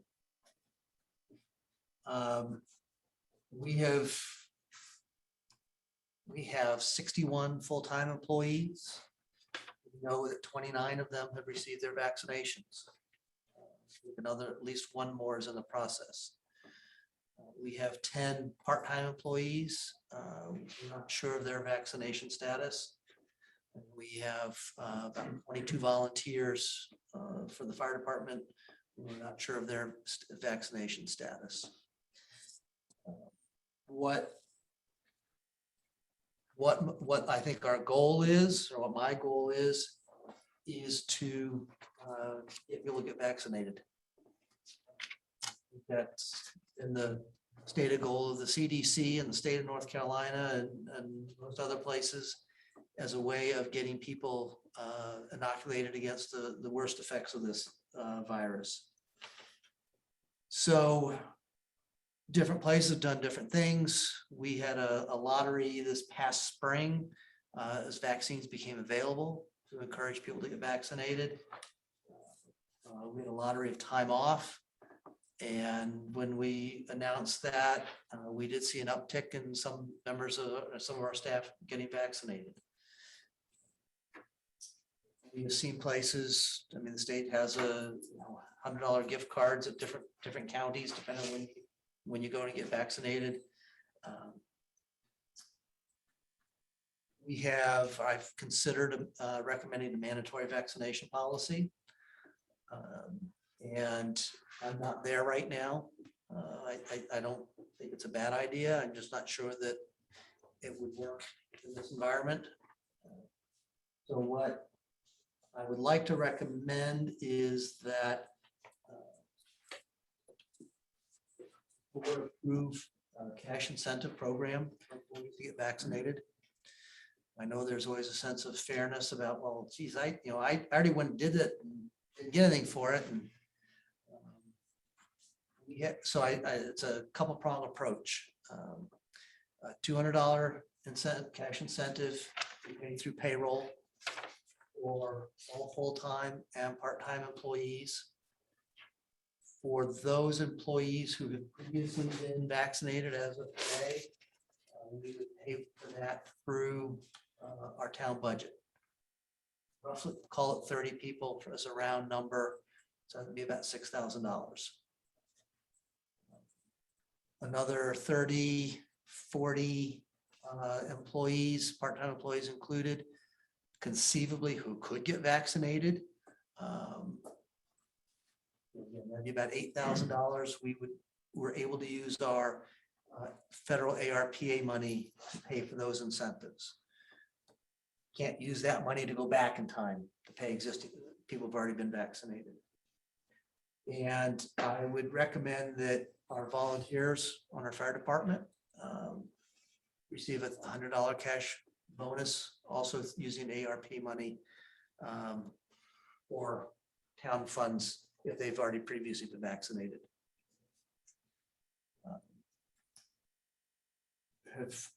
The other item that we have done in the past, if you recall, last spring, the federal government did an extension to the Family Medical Leave Act for COVID sick leave, so that if somebody, not every employer gives sick time to employees.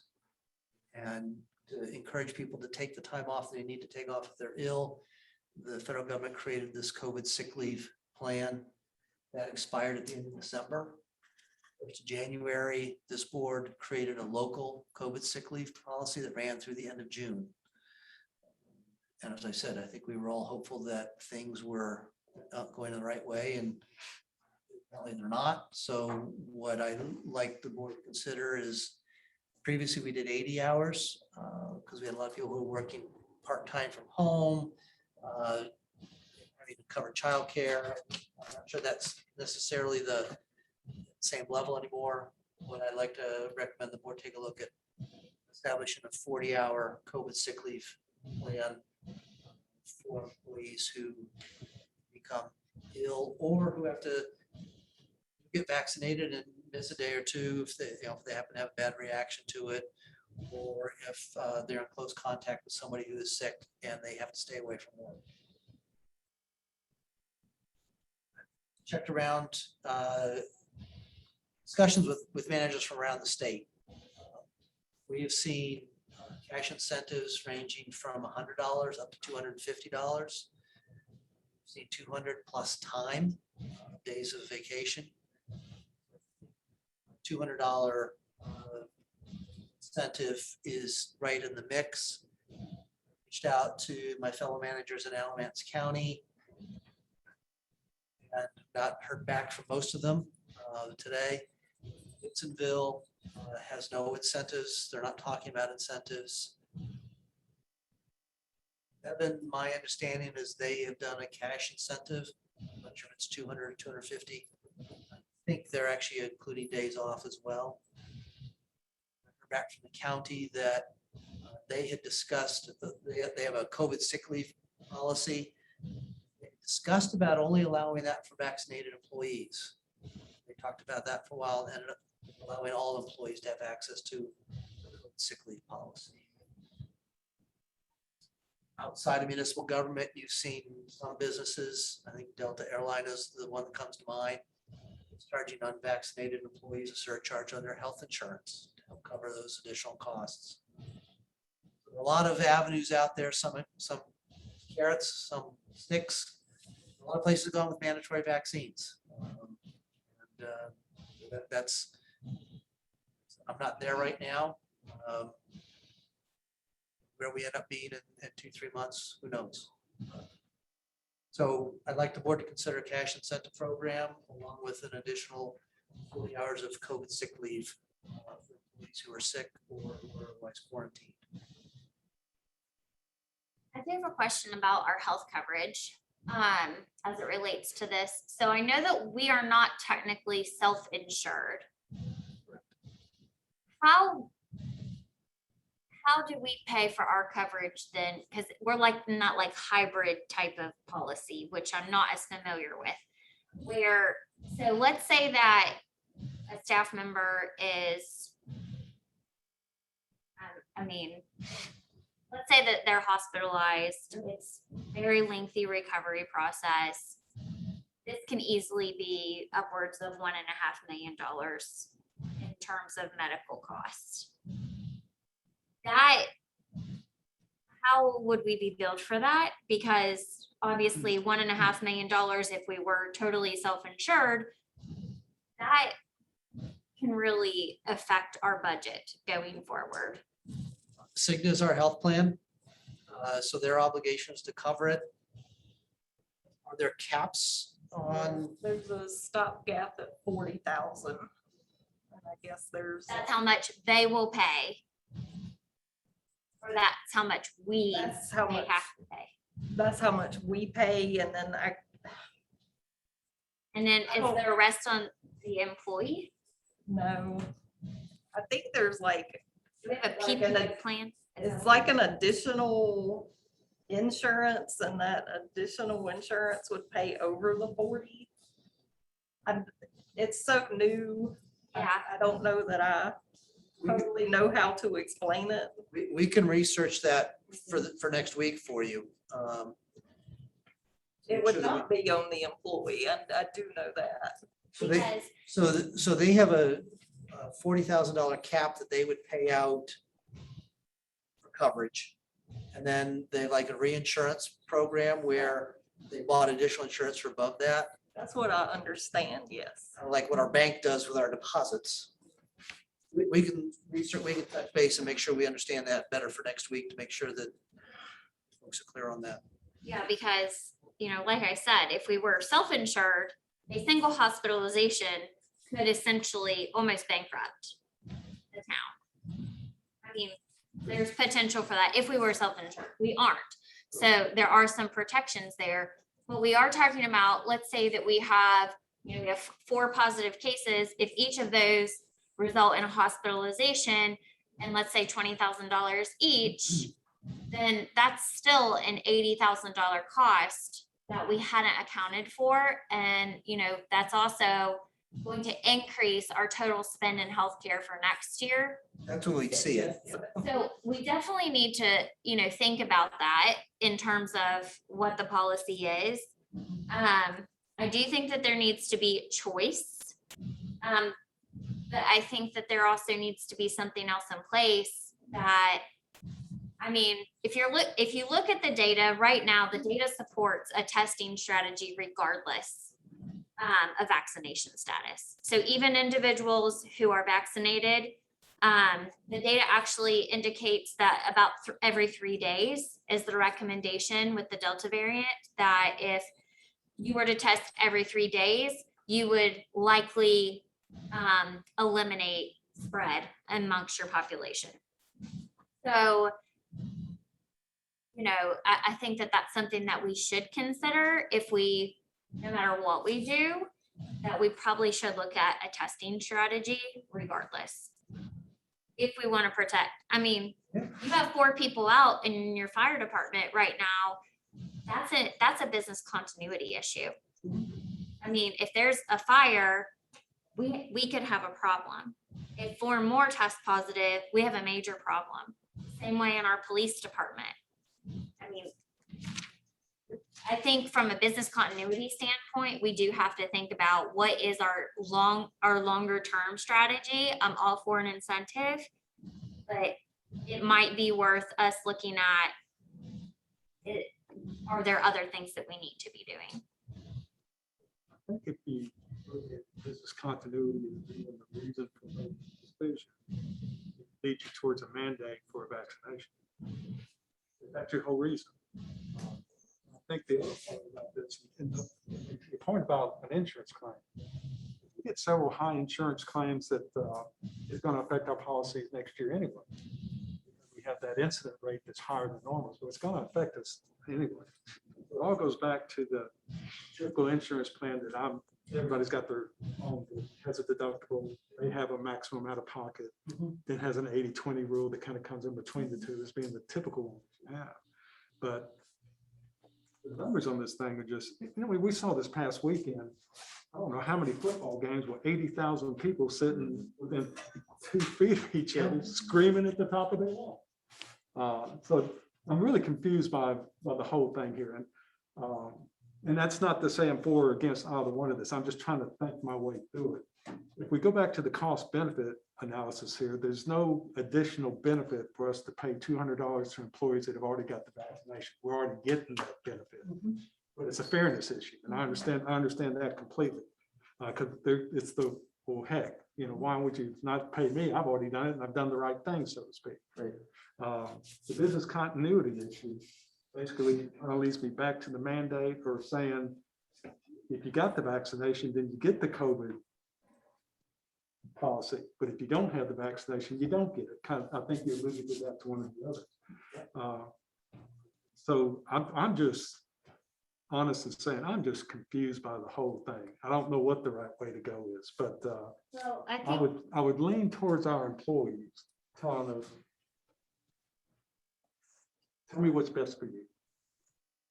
And then you have to weigh that, Rich, as the manager, for what's going to be best for me to include the town. And we just have to make our best decision off of that. We've had vocal opponents for the vaccinations. We've had vocal opponents of the vaccinations who've gotten vaccinated and didn't want to tell anybody. Yes, I can go and ask everybody whether they've been vaccinated or not.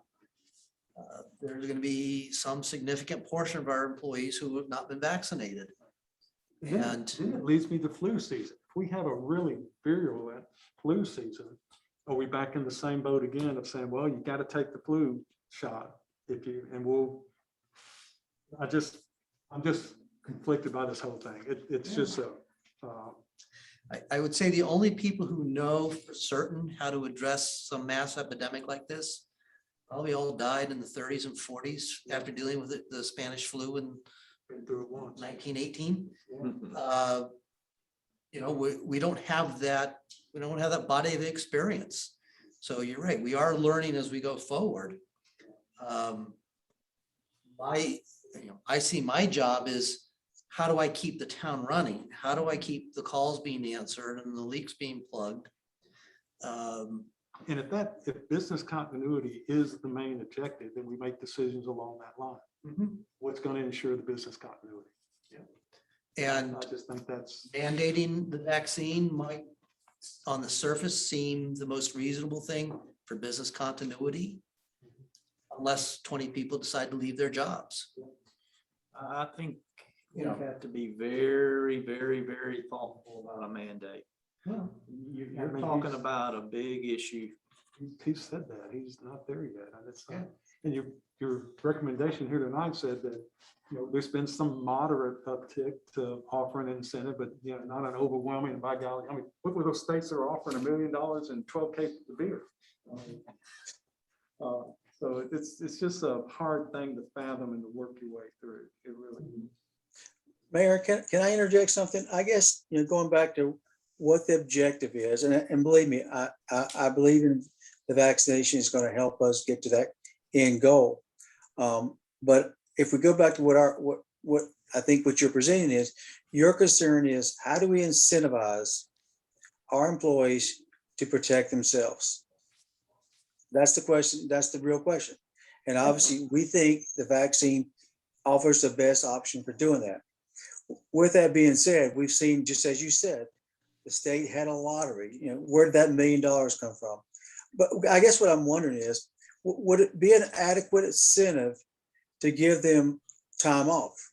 For example, you get the vaccine, you get 2 days, 1 day for each shot.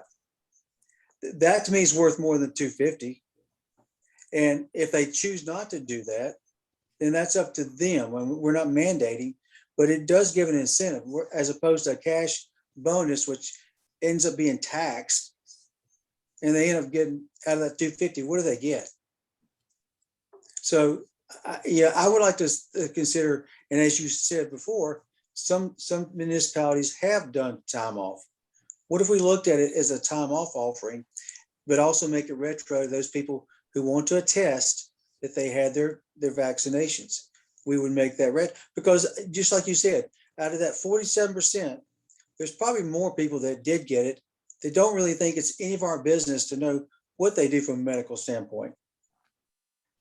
And I think that's something we have to think about.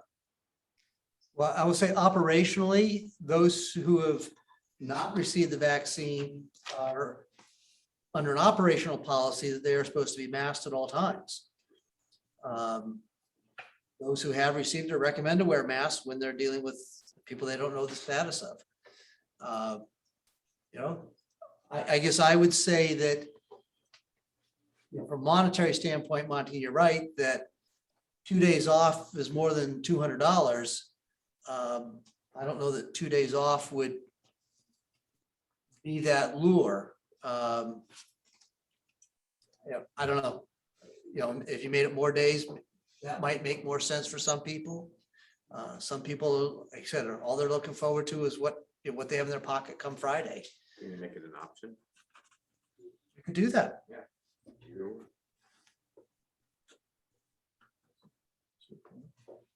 Well, I mean, if, I don't know the right salary, but I mean, I'm assuming if we're doing the 2 days off, it's gonna be paid time off, yeah. Yeah. So $15, I mean, you're looking, it's actually more money that would be spending if they took time off. 2 days is more than the 200. But like you said, I kind of like the lure, that extra 2 Benjamins in my pocket, just real quick. But somebody might want that 4-day weekend, right? But Quinn, we just saw where the state gave $100 for people to go get vaccinated. And I'm sure a lot of people did that just for that same motivation. But for some people, that's not enough to motivate them. Agreed. So, an either or situation could be a thing. It's a tough spot. This whole thing, I think you hit it spot on, Rich, when you said we're learning as we go how this works and the recommendation. And do we, as a town, a manager, feel that the vaccine is our safest bet for operations to keep moving, make sure things get fixed, leaks get fixed, phones get answered, fires get put out, police are there. But then, I don't think we have enough staff that we can afford to have people leave either. So I think it is the right thinking to incentivize and move in that direction to try to protect people. Is there any type of, and it's hard to collect this data on a small scale since COVID hit or since the vaccine has been out, where you can justify your thoughts of the vaccine, how people who have or haven't gotten it has affected them being in or not here at work? I'm not trying to understand the question. Well, we got 4 people with it right now who are not at work. And one or Are they two, vaccinated? that I So don't know. that is the question. What I know, the answer is no. I don't know about the others. We also have a couple go out who, due to close contacts. We've had one person who was vaccinated who got sick again and was out for a period of time. So, you know, there's a range. Is still talking out loud, I remember when COVID first hit, the police department was working on A and B days and trying to rotate. Are they still on that current policy? They haven't been. The fire department is segregating the stations from each other. Just operationally, because they don't want to cross-contaminate, as it were. Is there a plan involved if, let's say, it breaks out in our public?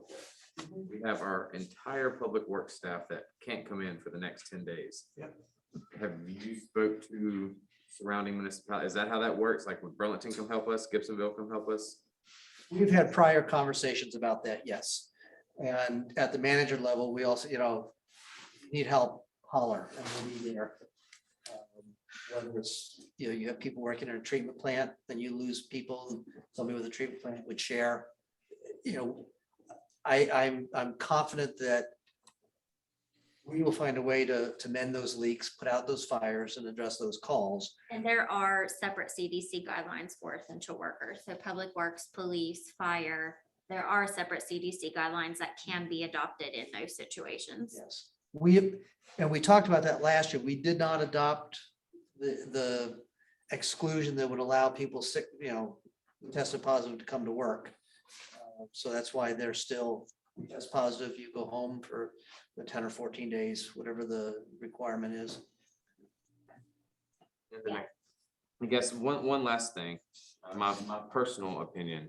I think Davis brought it up quickly, was this COVID sick leave being a potential, you don't get it unless you're vaccinated.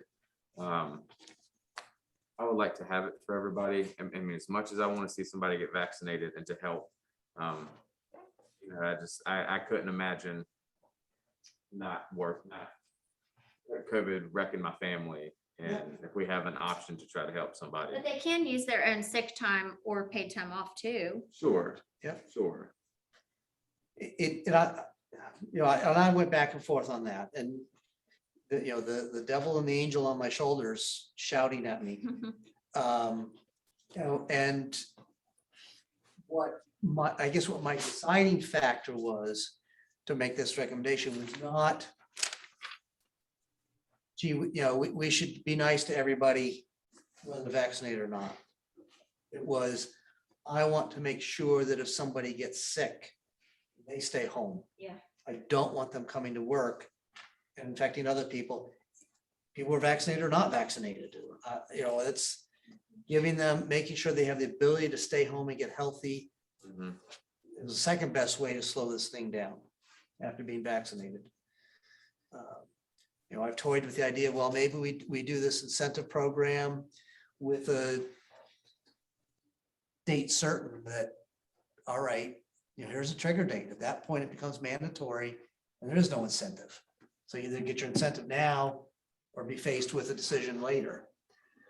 And I've talked with managers here and former colleagues of mine up in Maine who are sending out pink slips to people because they're not getting vaccinated. That's a big step. And Aren't state employees mandated to? no. Certain state employees under the authority of the governor, and not all state employees are under the authority of the governor, are mandated to be vaccinated or have Staying on a regular basis. mandatory testing on a regular, it was once a week, twice a week, or what it was, but so there's that option. And we can go with that kind of an incentive as well. Here's your incentive to get vaccinated and the consequences if you don't. We need to see, once a week testing. We shied away from that due to the the paperwork management and of trying to manage that. You know, every Monday morning, somebody coming in and throwing their testing results on somebody's desk with a snarl. And trying to keep track of all that.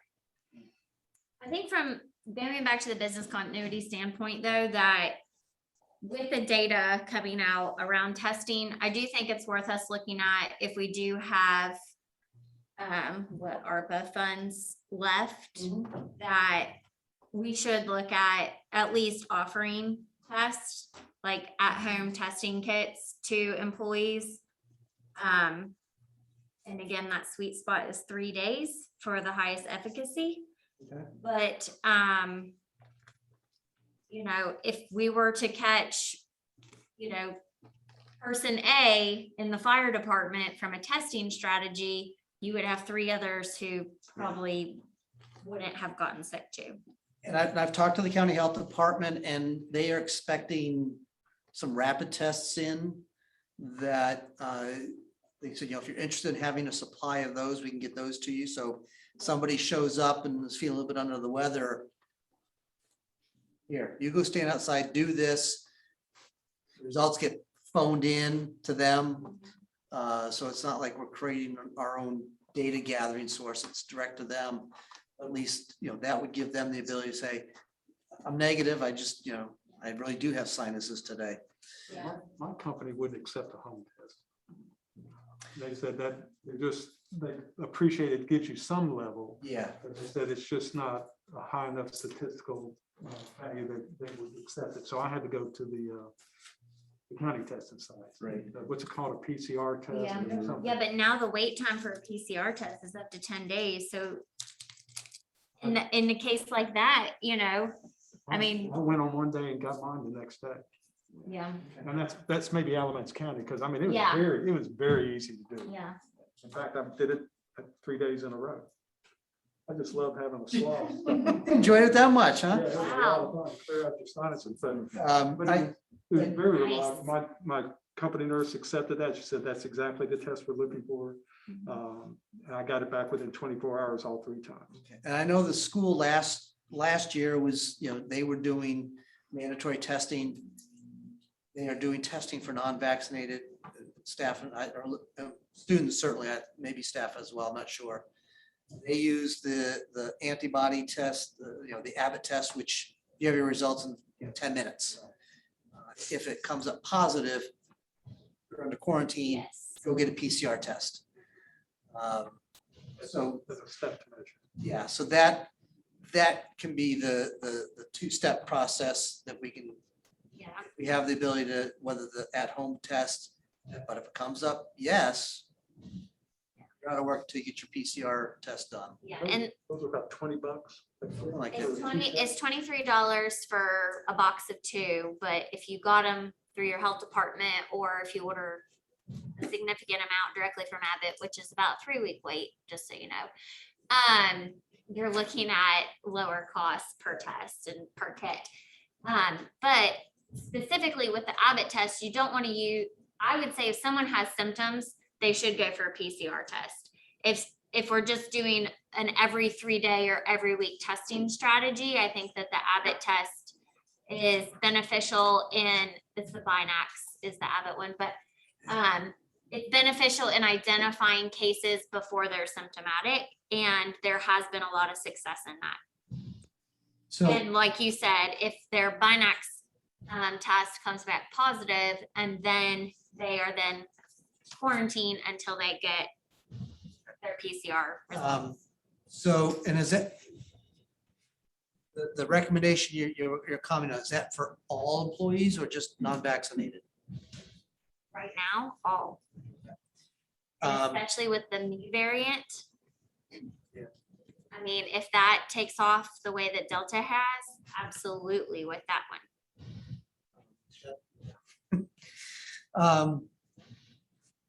So between now and next week, let me see what we can do about a testing program. And we can revise the language to offer an incentive of time off or cash. And I've made some overtures about testing already, so I'll follow up on that and see what we can manage. I don't know that I could squeeze three tests a week. I get two, but we'll look at it, talk to the health department about having these in-house. That way. All that would be covered by the ERP. Right now, we have about $0.48 million of our ARPA money in the bank.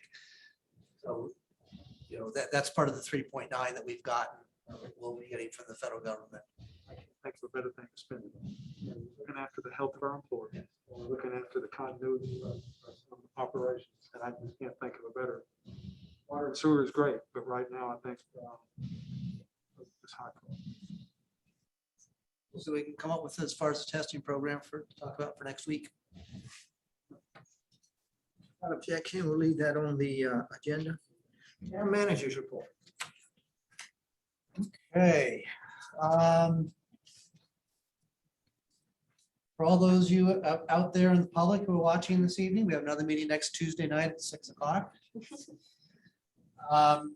This Friday evening, Music to Dine By is happening again. Tent on West College Avenue. It will be the Carolina Cut-Ups.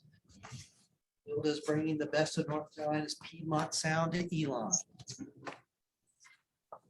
Piedmont music. Your band. I encourage people to check the calendar for the regular activities through our Parks Department, Recreation and Parks Department. And one of the things I try and do every time I'm talking to somebody is recommend that people go to our website and sign up for Elon Connect. Put it in our newsletter is, you know, you know that you're supposed to boil your water, you know, a month or so ago. If you belong to Elon Connect, you would have gotten that notice. It's a way we get information, emergent information out, urgent information out to people directly to their phones or their email, rather than having to read about it in the paper a week or 10 days later. And it's a good communication tool. I'm constantly recommending people look for it and sign up for it so they can get that communication. And as I mentioned earlier, we are open for business, but we are asking all residents to wear masks when they come into the building. And as I've already said, we've got several cases of COVID that we're dealing with amongst town staff. And we're trying to limit that exposure and that spread. So everybody mask up.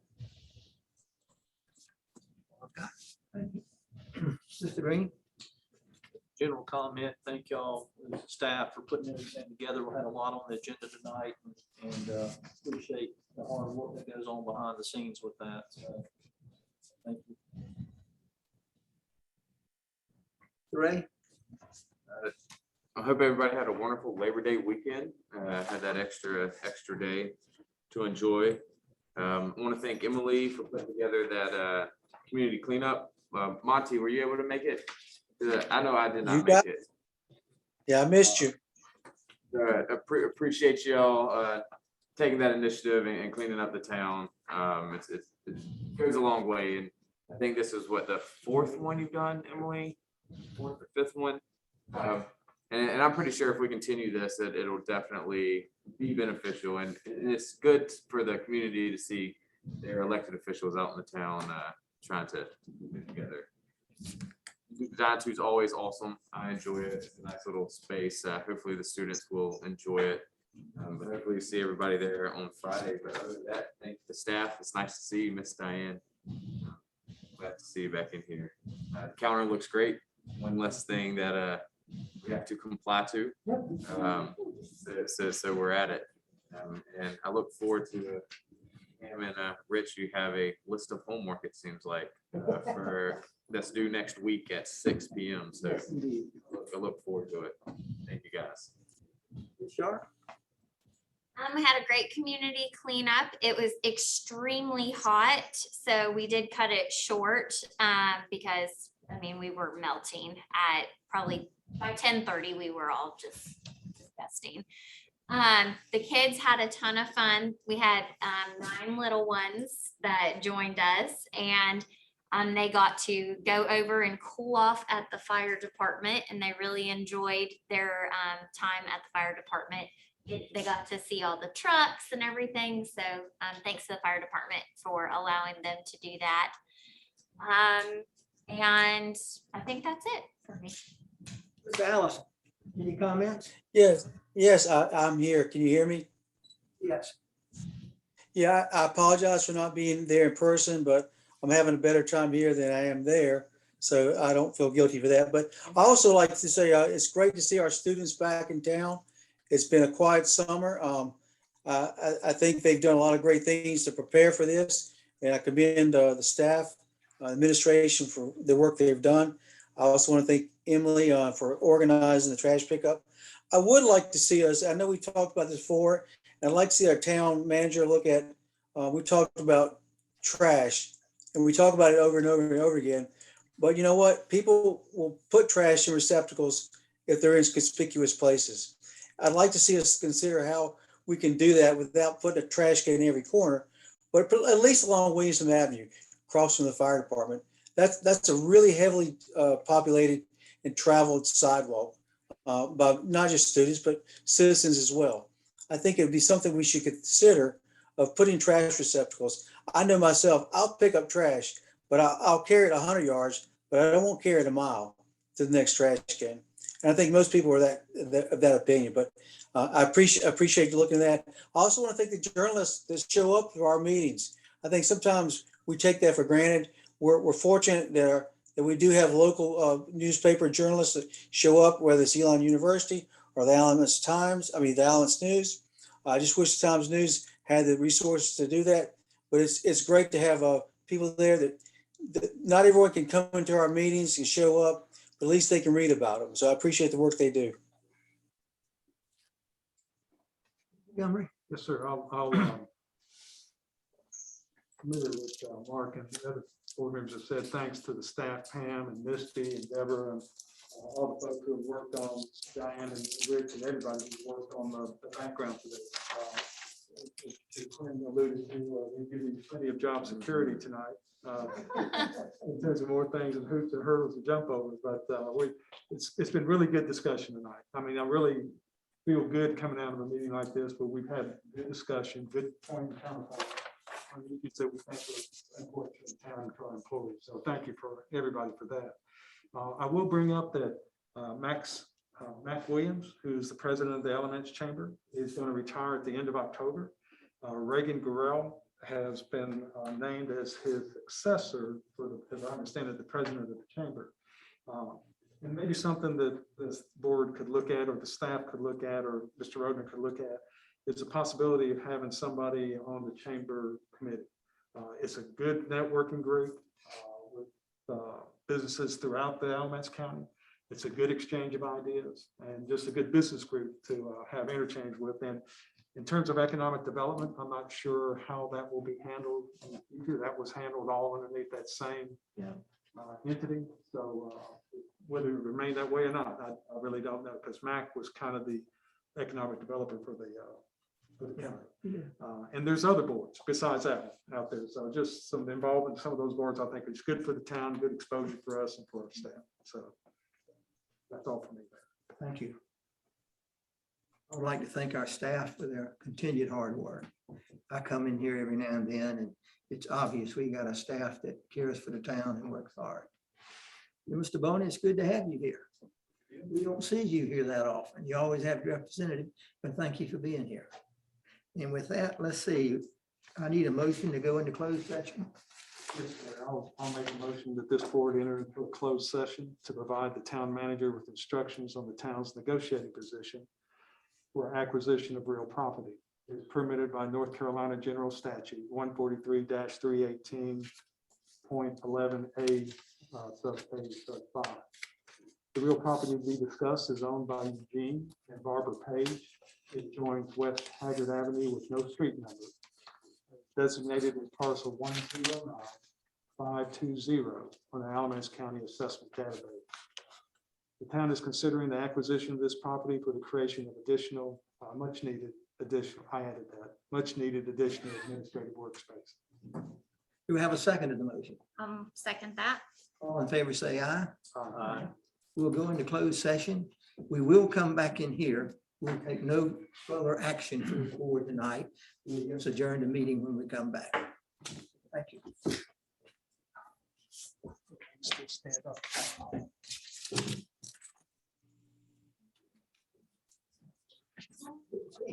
Those last couple of sentences were what I wanted to be sure that you were going to include.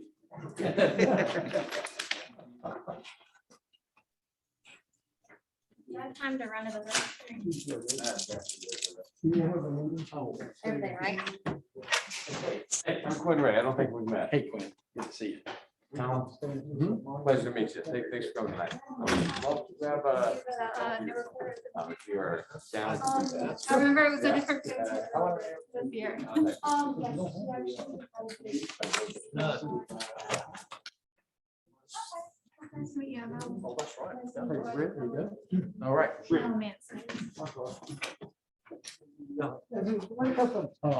Excuse me, just a second. Mayor. Comment. Okay.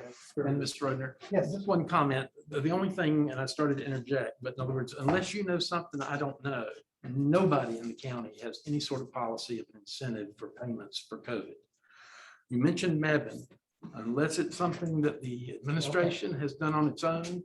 Definitely, I covered the city council meeting. I Okay, have not established such. I was under the impression they did, not from them, from somebody else. That was all. Not that I'm aware of. And I feel like, just as in your case, you would want your board's approval. I don't think their manager or administration would take such action without their council's approval. You're right. And so I just want to be sure for comparison purposes, there is no. The county did take the action you mentioned.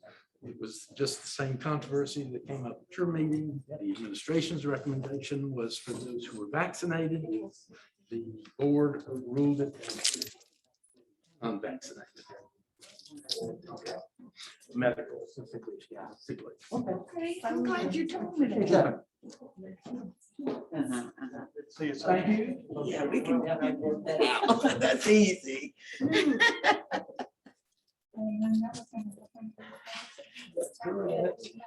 Next time I may get you to call.